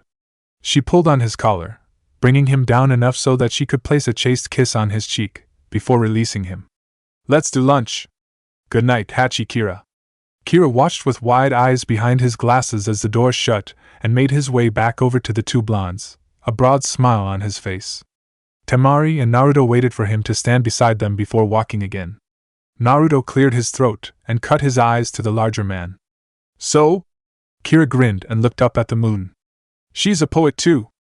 I think I'm in love. Temari snorted and tightened her hold on Naruto. You'd better have a couple more dates before you fall head over heels, lover boy. You're going back to Kumo, you know. Kira sighed and his head dipped a little bit. Yeah, but it'll be fun until then, at least. Besides, it's not just me who should enjoy the days ahead. It's going to get dangerous for us all. The rest of the walk was filled with silence, all three contemplating their next course of action and the future. 2 weeks later, Kira left Suna and made his way back to Kumo to talk with his brother. Naruto heard him mumble something about taking his punishment, but blew it off as the ramblings of a man upset at having his vacation cut short. He chuckled as Kira took off across the desert, wrapped up like a mummy, his cursing of the sun and the heat wafting back over the sand. Naruto turned back to the village and made his way to Gaara's office. He spoke with Gaara about when they would go to Konoha to have the talks with Tsunade about the invasion and left shortly afterwards. He was almost finished with the exterior of the house and was about to start on the interior, but he wanted Temari's input. After all, she'd be there just as much as him. He stood still, watching as his clones finished the last touches on the outside of the house, fitting the glass for the windows, sealing up any cracks between the boards, and making sure there were no weak points in any of the structure. He flopped to the ground beneath a tree and held his chin in his hands. The clones all padded up to him and formed rows while one saluted. Exterior of Manor Uzumaki completed, boss. What do we need to do next? Naruto glanced up by cocking his head and clicked his tongue. Well, you guys went and bought enough wiring and piping yesterday, right? A resounding high permeated the clearing. Good. Then some of you get started on the wiring. The rest of you plumb the house. Make sure you use the appropriate size for sewer pipes. One of the clones snickered. Come on, boss. Surely you can't drop a log that would stop up some small piping. Naruto glared at the clone and it was suddenly wrapped in thorny vines, yelling in pain before it exploding in smoke. The other clones gulped and turned back to the original. Anybody else want to be a smartass? Every blonde head shook vehemently no. Good. Get to work. I want this thing wired and plumbed by nightfall. The clones scrambled off towards the house, eager to get away from their disgruntled creator. Naruto sighed and closed his eyes, only to feel two familiar arms wind around his shoulders. Isn't arguing with yourself the sign of a sick mind? Naruto leaned back into the embrace, but kept his eyes closed. Everyone knows I'm crazy, so it's okay. Besides, I punish myself when I get out of line. Temari leaned against his back and nuzzled into his hair, the warm morning sun and the shade of the tree they were under making it difficult to keep her eyes open. There are so many layers to that it would make a psychiatrist cry, Naruto. How long until you finish the house? Naruto pulled her around to the front and leaned back against the trunk of the tree. Temari settled in between his legs and laid against his chest, the soft rhythm of his heart lulling her to sleep. It won't be long now. The clones are going to start working on the wiring and the plumbing today. Should be finished by this evening. Naruto looked down at her, smirking as her head began to dip and roll. I need your help with the interior, though. I have no idea what you'd like. Temari's foggy brain seemed to latch on to that single statement, and she rolled her head back to look up at him. You mean, I get to pick the inside? Naruto nodded and winced at the squeal. Temari wriggled in glee in his arms, fidgeting like a child on a sugar high. Oh, this is so exciting! I've got to pick paints, furniture, flooring. I'm going to need Carrie's help with this. Naruto tightened his grip on the wiggling girl and lowered his head to whisper in her ear. I take it you've never done this before? Are you kidding? The compound has always been the way it is, the furniture has always been there, it's always been the same color, and we can't take or bring in anything new besides tools and clothes. I get to pick out the color for my room, right? Naruto snorted and pulled her back against him again. You can choose whatever you like, Temari. I'm not one much for interior design, so I'm leaving that to you. But, my study is mine to do with as I please. The rest is all you, just don't go overboard. He leaned back and closed his eyes, listening to Temari's giggles become quieter and quieter until she fell asleep. Soon enough, times like these would be totally gone unless Akatsuki was defeated. If that could be accomplished, then their world could have peace. As much peace as ninja villages could have anyway. The question was, how many would have to die to achieve that? Temari threw herself into decorating the house. She absolutely loved the outside. Naruto had used every natural resource he could to make an appealing look. The walls of the house were cypress, known for its ability to resist moisture and weathering. The roof was red, baked tile that had been formed by Naruto himself and carefully placed. The only thing that bothered her was that the landscape around the house was still bare. Carrie had been most helpful with picking out complementing colors for the walls and several knickknacks to accent everything. Naruto had merely shook his head and told them to have fun while he went about his business. He had other things to occupy himself with while Temari went nuts. The first thing Temari tackled was the entranceway. To her, it made sense to work her way inward to the rest of the house. Several of Naruto's clones trailed behind her to do heavy lifting or fetch things for her when she called for them. The first task she put them to was laying tile in the entranceway. Naruto had carved a 6x6 area that was 4 inches lower than the rest of the house by the front door as the official shoe removal area. The threshold was lower than the sunken area so that any dirt could be easily swept out. It was soon decided that the tile was to be spread throughout the entire house, the Narutos laying the mortar and quickly slapping the tile into place in the living room. They'd return the next day and grout the tile before moving on to the next room. Temari continued on into her study and stood at the doorway, a finger to her chin. She wasn't one much for many books or scrolls, being a frugal girl, but she did have many things she wanted to display. With a snap of her fingers, 2 Narutos ambled over and waited for instruction. She told one of them to go to the compound and retrieve all of her special things. While it ran off, she told the other one to paint the room in a teal color to match her eyes. It saluted and went to find a paintbrush. A squeal from the living room let her know that Carrie had finally arrived. Temari poked her head around the corner and saw Kira behind her. "Carrie, come on in." "Kira, go somewhere else. I don't want you in here." He scowled and started to say something, but Temari's glare made him think twice. He grunted and turned to Carrie. "I'll be at the caves if you need me. I need to clear my head." Carrie narrowed her eyes at Temari, who waved her off. "Don't look at me like that. Now come on. We've got work to do." Carrie quirked an eyebrow as she watched the Narutos laying down the tile, having gotten into a pattern finally. "What work? It looks like he's doing all the work." "Nah. We've got all the hard work. You know, picking out everything and making sure it matches. He's just a dumb muscle. Come on, we've got a lot to do." 1 week later, with the moon lighting their way, two blondes stood outside a completed home, large smiles on their faces. This was it. They stood on the precipice of walking into their home. Their home. No one but them. It was nothing new to Naruto, having lived alone all his life, but this was his. It was something he'd built with his own two hands, something that was uniquely him. Temari just stood in awe. She had her own home, with someone that she loved. Oh, she loved the compound, but it was all tradition and history. Here, in this house, they would make their own traditions.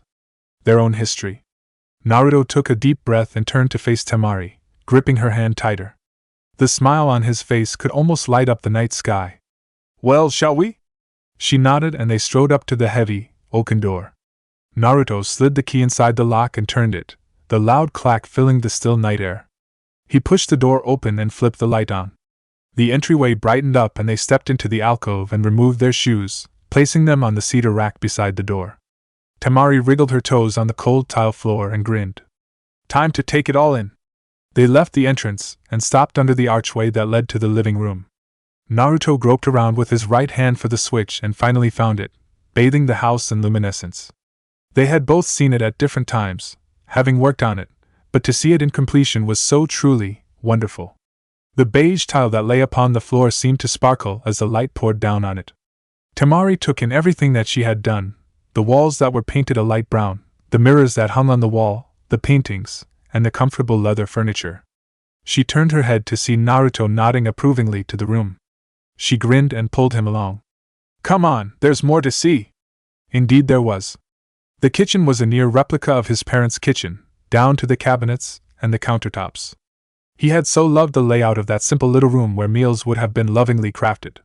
Temari ran her fingers over the smooth marble and opened the fridge. Hopefully, he was up for cooking tonight. They continued along the rest of the rooms, which were only a couple of empty bedrooms. They both knew what they were for, but neither wanted to broach that subject at the moment. Temari came to a red door and grinned to herself. This was her study. She swung the door open and flicked on the switch. It was a comfortable room, with two plush chairs in the middle, facing each other. A large hand-woven rug rested beneath the two. Her weapons and assorted ninja paraphernalia that she had acquired over the years adorned the walls. She watched as Naruto crossed the room and fingered an especially large fan. It had belonged to her grandmother, and was for looks only, not for battle. It was entirely too delicate for the rigor that war demanded, but it was a beautiful thing to behold. She sat down in one of the chairs, drinking in the peaceful atmosphere and sighed. It was hers and it calmed her. Naruto strolled over to a rack of scrolls and ran his hands across them. They were ancient and more than likely family heirlooms. He smiled at several photos of the two of them together, and several of her family. He stopped at a picture of a young woman holding a baby boy, with a giggling Temari in her lap. He turned to her and gave her a small, sad smile. "Your mother?" She nodded. He bobbed his head once and turned back around, his hands behind his back. "She's beautiful. I can see where you got it from." She said nothing as he wandered around the rest of the room, checking out her oaken desk and flopping down into her plush office chair, bouncing a few times. He looked back over to see her holding a photo of her family, a wistful look in her eyes. He couldn't stand to see her like this when this was a happy time for both of them. He walked over to her and bumped her arm, pulling her up. "Let's go see mine now and then we'll look at our two most important rooms." Temari smirked and let him lead her.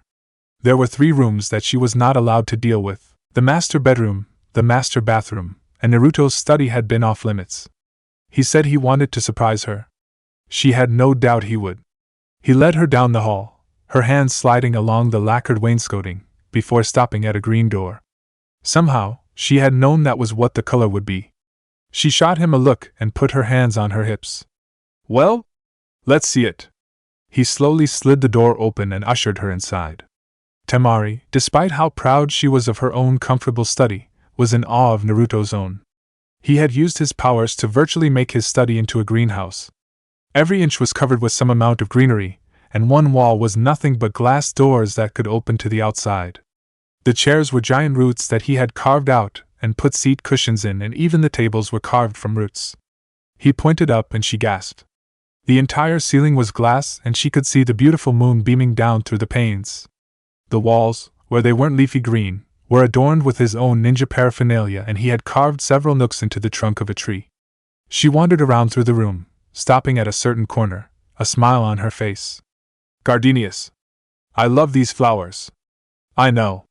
Their smell reminds me of you. She wrapped her arms around him with a wry smile, kissing him deeply as she did. Naruto held onto her hips with both hands and slowly pushed her away. Temari whined at the lack of contact. Now, don't pout. We still have the whole night to play. We still have a couple more rooms to go. She smirked and latched her hand onto his, dragging him out of the room with a glance back. You realize I'm going to spend a lot of time in here, right? He nodded his head and let her lead. I know. That's one reason I put the gardenias in there. She smiled fondly and led the way to the last door in the house. Beyond that simple slab of wood was her new hideaway, her new comfort zone, their bedroom. She stopped before it and put her hand on the door, her eyes closed. She heard Naruto chuckle behind her. Forget how to open a door? She growled playfully, but didn't turn around. No, asshole. I'm savoring the moment. Something you usually don't take the time to do. She opened her eyes when he put one hand on her shoulder, and the other reached around her to open the door, turning the knob with a click. Moments are meant to be savored because they're moments, not long minutes. Savor the door later. The ponytailed blonde was about to retort when she was pushed roughly into the room and the door was shut behind them, the thud of the door shutting echoing through the pitch black. Temari bent low, crouched on her toes, waiting for whatever Naruto had planned. This was a game they'd never played before, and it was exciting. She sent her chakra to her ears so she could hear the slightest movement in the room. Oh, Naruto! Where are you, honey? She gasped when a hand smacked her bottom and whipped around, but he was gone again. She backed against the wall and flattened out. This isn't fair, you know. You have better night vision than I do. Hot breath tickled her ear and she shivered. It's not about fair or unfair. It's about how much fun you have. Are you having fun? Temari sucked in a breath, trying to keep herself calm. Her voice came out in a whisper. Yes. The light blinded her as it flashed into existence, and she covered her eyes in instinct, blinking away the spots, before lowering her arms. Naruto stood beside her with a hand on his hip and the other on the switch. His broad grin seemed to light up the room more. He pulled her into a kiss and then whipped her around to face the room. Well? Thoughts? Temari stared wide-eyed at her, their bedroom. Naruto had painstakingly crafted what to her was the loveliest room she'd ever seen. And the best part was that she would get to stay in it whenever she was home. The walls were a cream color, the floor a brown, earthy tone, covered with plush rugs so that her feet would not be cold in the mornings. Vines crawled the walls in intricate detail, looking as if they'd been painted on, and wound around many pictures. Her eyes cut from one photo to the other. It was like looking at a timeline of their lives. It started with a photo of her parents when they were young and her father was not yet a total asshole, or her mother a vindictive bitch. The next was the painting of Naruto's parents, lovingly holding onto each other, as if each was the other's lifeline. She smiled as she gazed upon it. Kushina must have been just a few months pregnant when it was made, her belly just starting to show. Naruto stood behind Temari, his hands on her shoulders as she slowly spun in place, looking at the timeline he made. She continued on, looking at the photos one by one. Her, when she was a toddler. Naruto, with the Hokage's hat on his head. Temari and Kankura standing side by side. Naruto, swinging on that lonesome swing. Her siblings and Baki. Team 7. Her battle armor. Naruto and Gamakichi. Her and Shikamaru. Naruto and Sakura. Gaara and her and Kankuro, after his resurrection. Naruto, the day he strolled into Suna to become a citizen. The photos were so painstakingly arranged that she felt she could reach out and touch the memories. She felt Naruto's arms encircle her and lean back into his embrace as she finished scanning the photos. His first night at the compound. His first day of school. Their first date. Their first photographed kiss. On vacation in Konoha. She blinked when she realized that one wall was left blank and leaned her head back to look into his eyes. "Why is that wall blank?" He leaned down and captured her lips before leaning back up. "That wall is for the future, for the memories that we will make together in this house. That wall is ours." She smiled and looked around the room again. A massive four-post bed was against the wall, right by a window to let in the air, the canopy encircling it rippling in the small breeze. Two large dressers stood side by side, one his, the other hers. He had decided he didn't want closets, opting instead for two huge armoires on either side of a door at the far end of the room. A fireplace with two leather chairs were the other things filling up the room. She snickered to herself. While desert nights were indeed cold, they didn't really need a fireplace. It was a nice touch, though. She suddenly felt herself being led towards that lone door at the back of the room. Their bedroom was beautiful. She couldn't imagine what he'd done with the bathroom, her favorite place in the compound. Since baths were relatively a luxury in Suna, she loved their bathroom at her ancestral home. But with water relatively underneath them on their land, she could have a bath whenever. The world suddenly became black as Naruto covered her eyes with his hands. "Wouldn't want to spoil the surprise now, would we? I want you to feel it before you see it." Temari sighed and let him lead her in, one awkward step at a time. She groped for the doorway and turned the handle, listening to Naruto as his words told her where to go. She found the light switch to the right of the door and flipped it to the on position so she could see when he took his hands away from her eyes. The wall was cool and smooth, with lines running up and down and sideways. The floor was the same way. She could only assume it was all tile, even the ceiling. Her knees knocked into something cold, and when she put her hand down to feel it, she touched water. She heard Naruto grunt in humor behind her and scowled when she realized she had dipped her hand into the toilet. She pulled the appendage out and reached back, wiping it on his clothes. "Ass." Temari grinned and fell to the left of the tub, hitting nothing but air. She growled and grabbed Naruto's hands. "Enough of this, I can't stand it any longer." She slapped Naruto's hands away and gasped when she saw the bathroom. She didn't know where he'd gotten the stone, but it was breathtaking. The floor was dark and faded as it pulled out to the walls, getting lighter and lighter until it meshed with a white ceiling. A large tub was built into the floor with a shower in the corner. The toilet she had stuck her hand and sat off to one side besides a square sink. She could only imagine the amount of plumbing he had to do. She twirled around and walked to the shower, admiring the smoothness of the stones and the polished brass faucet. She stiffened when she heard water running behind her and saw Naruto dipping his hand into the tub. Seems the water heater works. Want to take a bath together? It's been a while since we did that." Temari smirked and untied the sash around her waist, letting the large red ribbon fall to the ground. Naruto watched as she slowly opened her robe, exposing her red lace bra and panties. Her smirk widened as she walked past him, her fingers trailing across his chest as she stepped into the tub and sank onto a seat at the far end. It hadn't looked that big without being filled, but it was actually quite large. She crooked her finger, beckoning him to come. "Sweetie, this tub is so lonely without you. So big and empty. Why don't you get in? We'll see whether or not you can unhook a bra underwater." He nearly broke his leg trying to get out of his pants. Their first night in their new house was spent making love and eventually collapsing onto the huge bed, happy, content, and most importantly, more in love than when they started. 2 weeks passed in which Gaara and Kankuro visited to see the new residents, both genuinely impressed. Sanzoka had snuck in at some point during that first night and claimed one of the empty rooms as his. Temari had nearly had a heart attack when she woke up and heard a snore coming from a supposedly empty room, only to open the door and find a sleeping Sanzoka the size of a horse. She opted instead to quietly shut the door, walk back down the hall, and crawl back in bed with Naruto, hugging up against his back. He groggily turned around and wrapped his arms around her. "What's matter?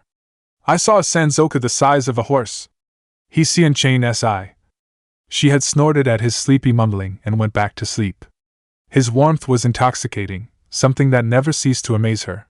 She had drifted back off to sleep that first morning and hadn't woken up until noon. But that was 2 weeks ago. This morning was not nearly so serene since she'd gotten word that they were to return to Konoha with a contingent of Suna ninja, Gaara and Kankuro among them. She and Naruto sat at the kitchen table, sipping coffee and eating toast. Sanzoku sat nearby on his haunches, nibbling at a piece of fruit.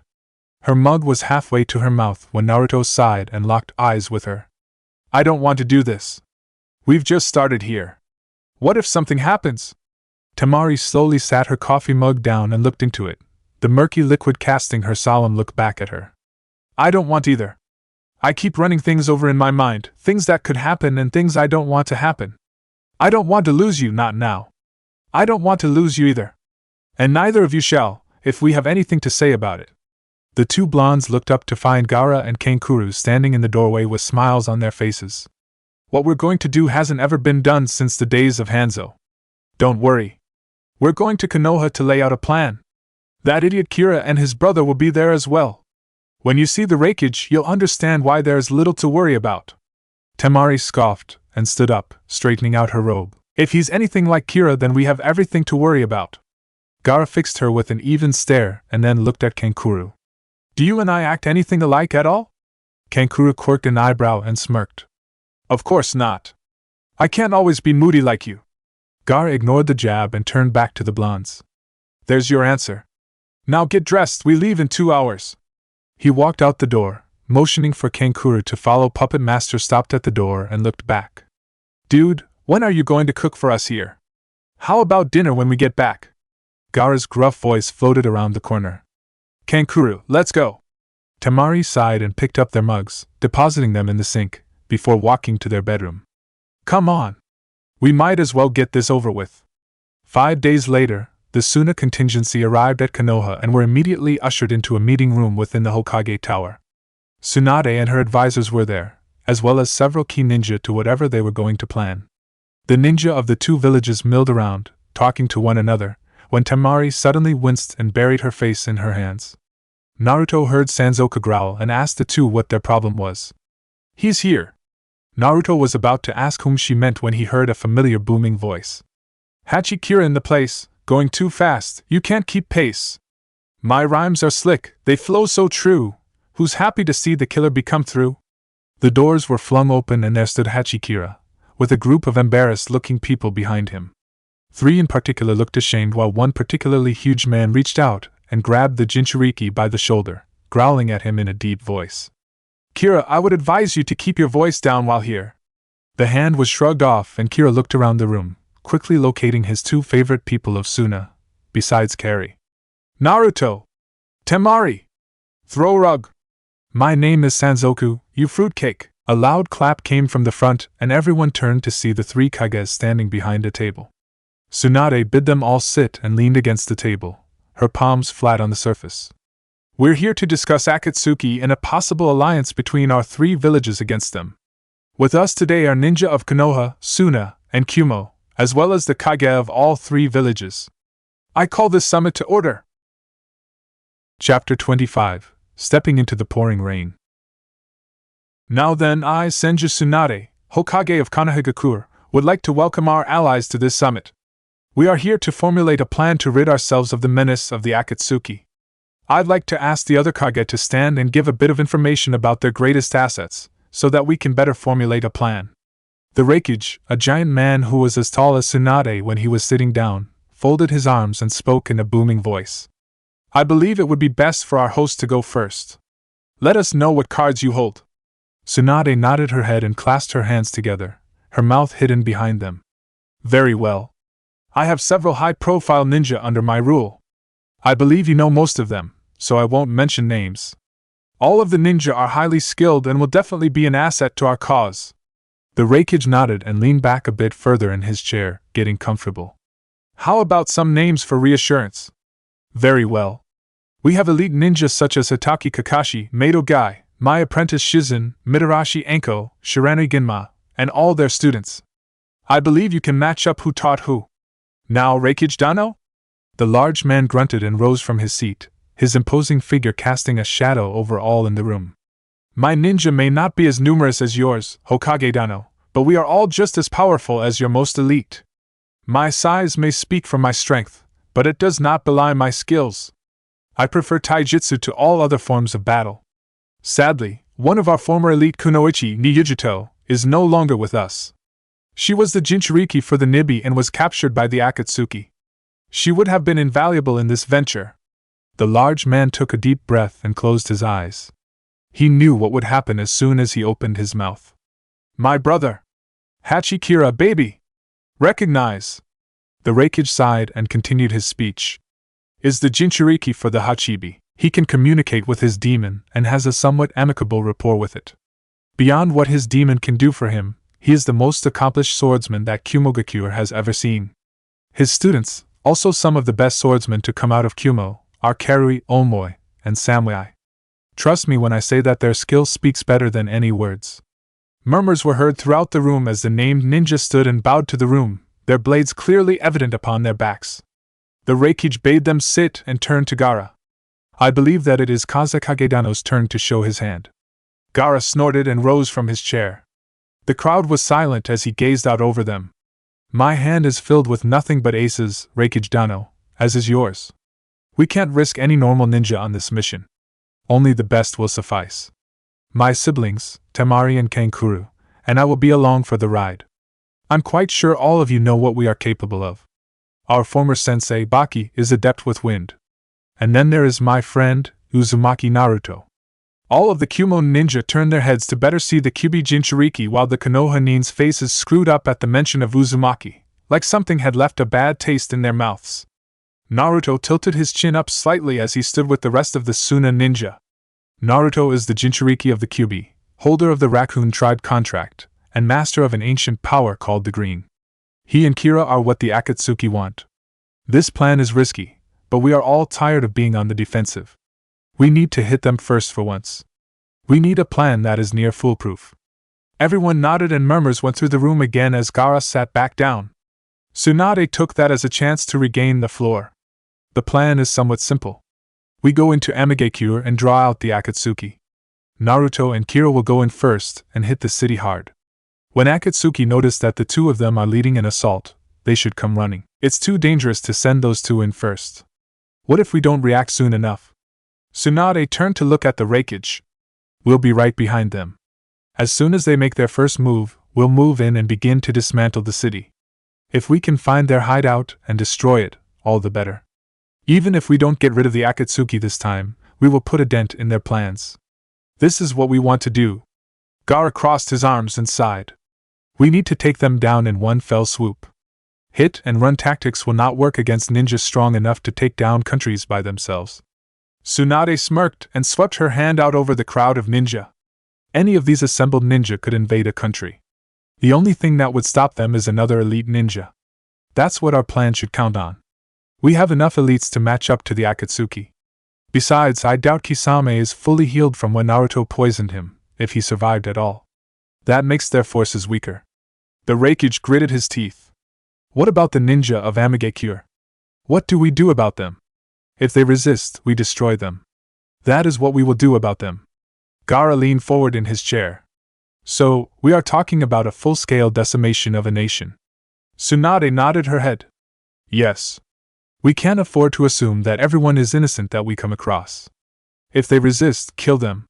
Our strike must be swift and without mercy. Kira, in a moment of rare seriousness, stood from his seat. The ninja of AIM are devoted to pain fully and with utter loyalty.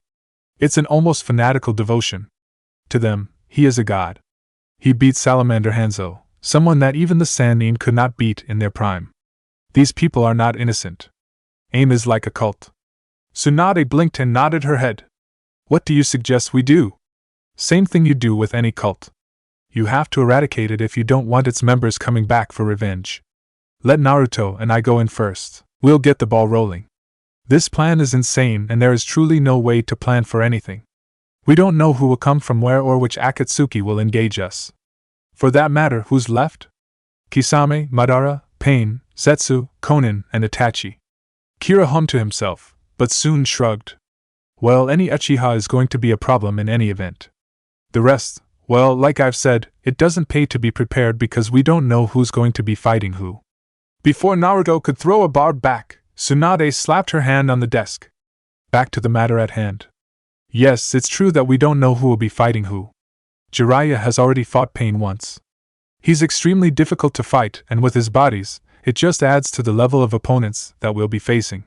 Madara is the big question mark. We don't know what he can or would do. He's not happy with Naruto after he killed Uchiha Sasuke, so he would probably make it a point to go for him. Naruto nodded his head and leaned back in his chair, crossing his legs at the ankles. Yeah, Itachi wasn't happy to cut our fight short last time either. You never know what he'll do. If Kisame is alive, he's going to be pissed at me too. I don't know anything about Setsu or Konan. Jiraiya kicked off from his position on the wall, everyone turning to listen when his geta clopped on the floor. Konan and Zetsu are different. Both are more suited to espionage than actual fighting. That's not saying they can hold their own in a fight though. Konan can turn her entire body into paper, sending individual parts to go accomplish separate tasks. Setsu can somehow move through surfaces at will. It's not like the headhunter jutsu. He actually moves through the ground without disturbing anything. The Raikage chair creaked as he leaned against the table. Perhaps we Kage should take on Madara? That frees everyone else up for the others. Gaara shook his head. There is still Itachi and the rest. Pain himself is a small army. Jiraiya was able to stand up to 3 of the Pains last time. But he couldn't take on all 6. Tsunade's eyes were closed as she thought. No strategy seemed to be sound. What if I assigned some of my elites to track down Pain on the battlefield? Jiraiya, you said that each one shares a field of vision with the others, correct? Yes. Then the ideal thing to do would be to separate the bodies so that they can help each other. If at least 3 ninja take on one body, we should be able to incapacitate them. These bodies must be destroyed completely. Jiraiya thought he killed 3 of them, but they easily came back to life. Hack their limbs off, do whatever you have to do. All heads in the room nodded and Tsunade smiled. There was one strategy down. The Raikage was not a patient man when it came to planning though. What about Madara? Naruto flinched slightly as he spoke to the Raikage. Madara was a sore spot for him. He has the weird ability to make his body intangible. An attack on him would have to be an utter and complete surprise. He would have to be caught totally unaware. That's the problem with him. The Raikage grunted. We can do that. With 3 of us, it should be a matter of wearing him down. Kakashi had been silent the entire time, not even reading his book, but he couldn't keep silent any longer. Guy and I will take Itachi. We have the most experience fighting a Sharingan besides Naruto. Tsunade smirked. And the other 3 members? Kakashi shrugged. Why not let everyone else have a shot? Kamiri, one of the female students of Kira, raised her hand. We would like to have a shot at Kisame. We're swordsmen after all. Kiba's hand shot into the air. Teammate wants Zetsu. With our abilities, he shouldn't be able to hide from us for long. Temari slowly raised her hand. I guess Kankuro and I could take on Konan. If she turns into paper, I could always just scatter her into bits. Kankuro nodded and Tsunade smiled. Well, that's all the major players. Let's lay out a bit more. I want everyone who spoke up to have more backups. Shikamaru, get your lazy ass up here and help us strategize. A week later, 2 figures sat atop a tower in Amigakure, looking out over the city. Both were thinking about how this could be their last day on Earth, contemplating over everything that they had wanted to accomplish, but may never happen. Hachikira and Uzumaki Naruto were gathering their thoughts. Hey kid? Yeah? You ever wonder what we did in a past life to deserve this? Were we just that bad or were we righteous and the kami decided that we needed to be tested? Naruto sighed and watched as the people below went about their business. I think that we were chosen because the kami has a funny sense of humor. We're all relatives or children of Kage. We're practically royalty in the ninja world. Yet, we're scorned and hated. He turned to Kira and smiled. That makes us stronger people. It makes us better people. I only have to look at the pettiness that I put up with as a child to realize that I'm better than the rest of them. Pain thinks that his childhood was rough. He was an orphan in a war-torn country.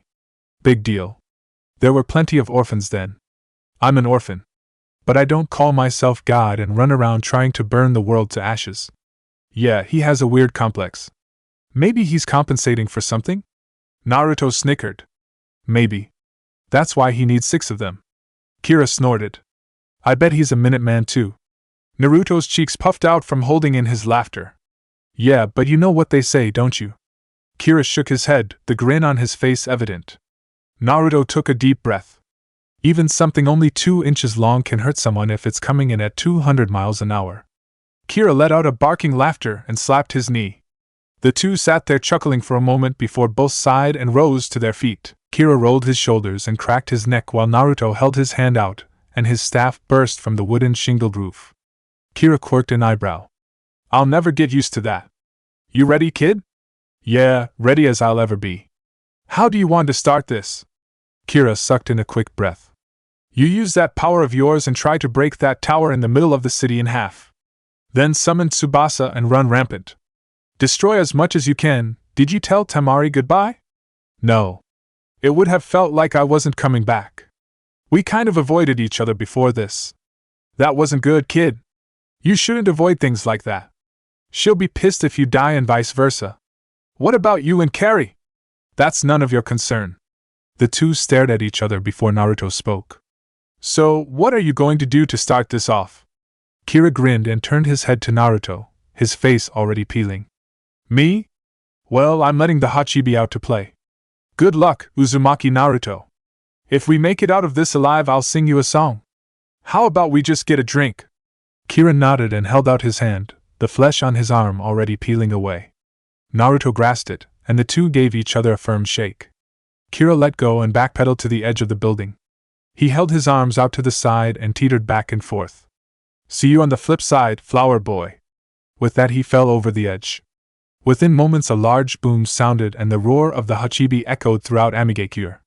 Naruto concentrated on the tower in the middle and it shattered as 2 large redwoods burst from underneath it, tearing it in half. Without delay he shoved the staff into the ground and ran through the seals for the summoning. He had left Sanzoku with Temari, as he'd be more help to her than to him.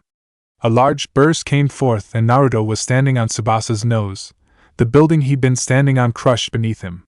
Naruto, I assume this is important? Sure is. We're invading Amigekure. Tsubasa nodded his massive head and crossed his eyes so he could better see the boy. Total destruction then? Whatever you want to do, do it. Excellent. Well, I'm off to cause mayhem then. Call me if you need help. Naruto shouted his thanks and Tsubasa wandered off into the city, swinging his tail and taking out buildings. Naruto leapt off the rubble he had been standing on and began making his way into the city. Tsunade and the others watched from a few miles away as Tsubasa and the Hachibi seemed to be having a contest of who could cause the most destruction. Currently, the Hachibi was winning by swinging its tails in all directions. Tsunade looked at the other Kage and nodded her head. Well, I guess that's the signal. Remember, try not to engage any of the Akatsuki alone. And always keep your comrades in view. To victory! To victory! And the mass of people ran toward Amigekure. Several patrols that were outside the city were wiped out by the advancing troops of 3 major villages. Tsunade and the Raikage drew their fists back as they approached the gates of the village and knocked them down with a mighty blow from each Kage. The ninja of the allied villages scattered into groups as they entered the city, each going to seek out the Akatsuki. Pain and Madara were talking of their next move when they felt the first few explosions rock their city. Pain looked out the window to see the Hachibi and Tsubasa wreaking havoc. So, they have finally come. I did not expect the Hachibi to be with them. This just makes everything easier. Madara grabbed Pain's arm before he could leave. Do not underestimate the Kyuubi Jinchuriki. He's more than he seems. Yes, the plant life. I shall take care of him. They are sure to have more than just the 2 of them. Take care of the other forces first. As you wish, Madara-sama. Konan was checking up on Kisame when the explosions rocked the tower they were in and part of it crumbled away. She was just about to see what the matter was when Zetsu appeared from the ceiling. The Kyuubi brat has arrived with the Hachibi. They are destroying the village. Madara-sama says now is the time to act. Konan nodded and made her way out the door. Zetsu turned to Kisame, who still lay on the bed, and grinned eerily. I wonder if you taste as good as shark fin soup? Surely your flesh would be delicious. Kisame bared his teeth and reached for Samahata. Try it, freak. Zetsu laughed and sank back into the ceiling. Kisame lay back against the headboard for a moment before lurching to his feet and grabbing his cloak. He buttoned it up swiftly and swung Samehada to his back. His breathing was still labored, but he would manage. As he walked out the door, he grinned. He had a score to settle. Temari cracked another ninja's skull open with her fan as she made her way down the streets. These people were fanatical, just as Kira had said. They came to battle screaming about serving Pain-sama and how it was an honor to die in his service. She saw a glimpse of Tsubasa's tail as it crushed another building and wondered how Naruto was doing. Out of the corner of her eyes she saw a ninja running at her with a dagger, but she wouldn't be able to turn in time to block. She braced for impact, trying to turn so it wouldn't be lethal, when a large red blur the size of an elephant tackled the ninja and tore his head off. Sanzoku shook himself to get rid of the dust and waddled over to Temari. "Watch your back, damn it! I can't be there all the time. Stupid rat. If I didn't have to watch your back all the time, I could watch my own. You're welcome, bitch." Temari blew another ninja away with a gust from her fan and kept walking. "Fuck you. I said you're welcome, bitch. Fuck you. The thanks I get, ungrateful. You two need to be quiet. It's hard to sneak around when you're both that loud." "Shut up, Kankuro." Tsunade, Jiraiya, and Gaara each struck down another ninja before the cries of several of their own made them turn to face a side street. Holding a Sunanin by the neck was none other than the god realm Pain. "Hello again, Jiraiya-sensei. It is quite an honor. No one has ever had the privilege of being my enemy and seeing my face twice. No one but you." Jiraiya made little of the comment, keeping himself on guard. "Where are the other Pains?" "We are here. We are watching. Pain will come to all of you. This world must be cleansed." Gaara and Tsunade were on edge as one by one the other Pains appeared. Tsunade cast a careful eye to Jiraiya and found him stony-faced. The white-haired Sannin took 2 steps back and spoke quietly to the two. "Have all our available people, including you two, dogpiled the Pains. Keep them occupied for a few moments." Tsunade started to protest, but he silenced her. "No, Haim. Just do as I say." Without another word, Tsunade, Gaara, and all the available ninja leapt forward and engaged the Pains. Jiraiya stepped back again and closed his eyes. It would be difficult to call forth Ma and Pa with one arm, but he'd manage. They'd all manage. The Reikage and Kira's students were in the eastern sector of the city when origami swarmed them and tried to cut them. Karui, Samui, and Omo all drew their swords and began to hack away at the paper swarm. The Reikage grabbed a fistful of the paper and crumpled it in his hand, trying to burn it with lightning chakra. Above them, Konan reformed, some of her paper wings singed. The Reikage was not amused. "Akatsuki scum! Come down here!" Konan merely gazed upon them, her 1,000-yard stare somewhat unsettling. Omo became impatient with her and hurled a handful of shuriken at her face. A wall of paper appeared and blocked the shuriken, before hurling them back at him. "All who oppose Pain must die." She said nothing else as she dive-bombed the 4. They just prepared for the worst. Temari, Kankuro, and Sanzoku crept along a wall close to what they assumed used to be the administration building.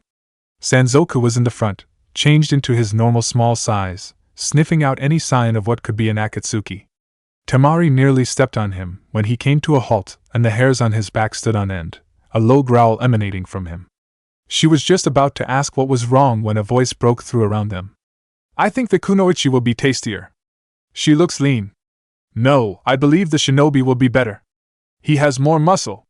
The strange ninja got a good look at Sanzoku and licked his lips. "We believe the rat will be better eating." "Yes, the gamier the better." Sanzoku growled again and began to grow. Kankuro unsealed his puppets, and Temari hefted her fan.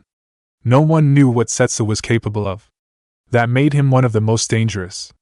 The instant Sanzoku leapt, the 2 siblings were right behind him. Naruto hit another Aimnin upside the head with his staff, bludgeoning the man to death, and spun to avoid a sword swipe. The man who swung at him backed up, and that's when Naruto noticed he was surrounded. The Aim ninja all drew their sword or kunai, and the ninja who had swung at him attacked again. He and Naruto began a series of dodges and parries. Unbeknownst to the 2 combatants, a different fight was going on. The ring of Aim-nin surrounding the 2 was soon decimated without their noticing. Naruto and the ninja locked up again and pushed off one another. As the man skidded backwards, his shoulder was suddenly caught in something and a chunk of his body was ripped away. He screamed in agony before he was silenced by the sound of his neck snapping. Naruto looked on, shocked, as Hashige Kisame dropped the man and pointed Samahata at him. The giant of a man looked unsteady on his feet and highly irritated. You got a lot of nerve coming here after what you did to me. I want a rematch, punk, when I'm not carrying dead weight. Let's see what those plants can do against someone who's attacking you. Naruto's face was utterly serious as he held the staff in front of him. You won't survive twice, Kisame. It's a miracle that you survived at all. Those plants aren't even supposed to have an antidote to their poison. Kisame grinned and readied himself. Guess I'm just special, brat. You'll find out how special shortly. I don't even care about Akatsuki anymore. As Naruto began to glow green, he grinned. You shouldn't. You were dead the moment you showed up here. Madara sat upon a piece of rubble in Pain's tower, looking out over the village. It wasn't the first time he'd seen a village in ruins. It probably wouldn't be the last either. The door behind him creaked and his head rose slightly. So, you've come at last. I've always wondered how long it would take for you to betray me, Itachi. Itachi showed no emotion as he regarded the back of Madara. It's hard to betray one of which you were never truly in service of. What you call betrayal, I call vindication. Madara's head quirked to the side slightly, intrigued. Vindication? Of what? You killed my family. Madara turned so one Sharingan could see the younger Uchiha. I killed your family? I think your history is skewed, son. Itachi shook his head. No, my history is not skewed. You killed our family the day you killed your own brother. We were cursed to be eradicated ever since then. Someone just had to be brave enough to begin the process. Madara slowly nodded as he rose from his seat. And I suppose you think that you will end the story of the Uchiha? Itachi slid his sword from its scabbard with a small click and closed his eyes. The story is already over. This is the epilogue of the Uchiha clan. The page where we fade from the light, and once again embrace the darkness as the cover falls. He opened his eyes to reveal the Sharingan and Madara snorted, drawing his own sword. I've been in the darkness, boy. I'm never going back. I never said you had a choice, Uchiha Madara. Either way, the story ends today,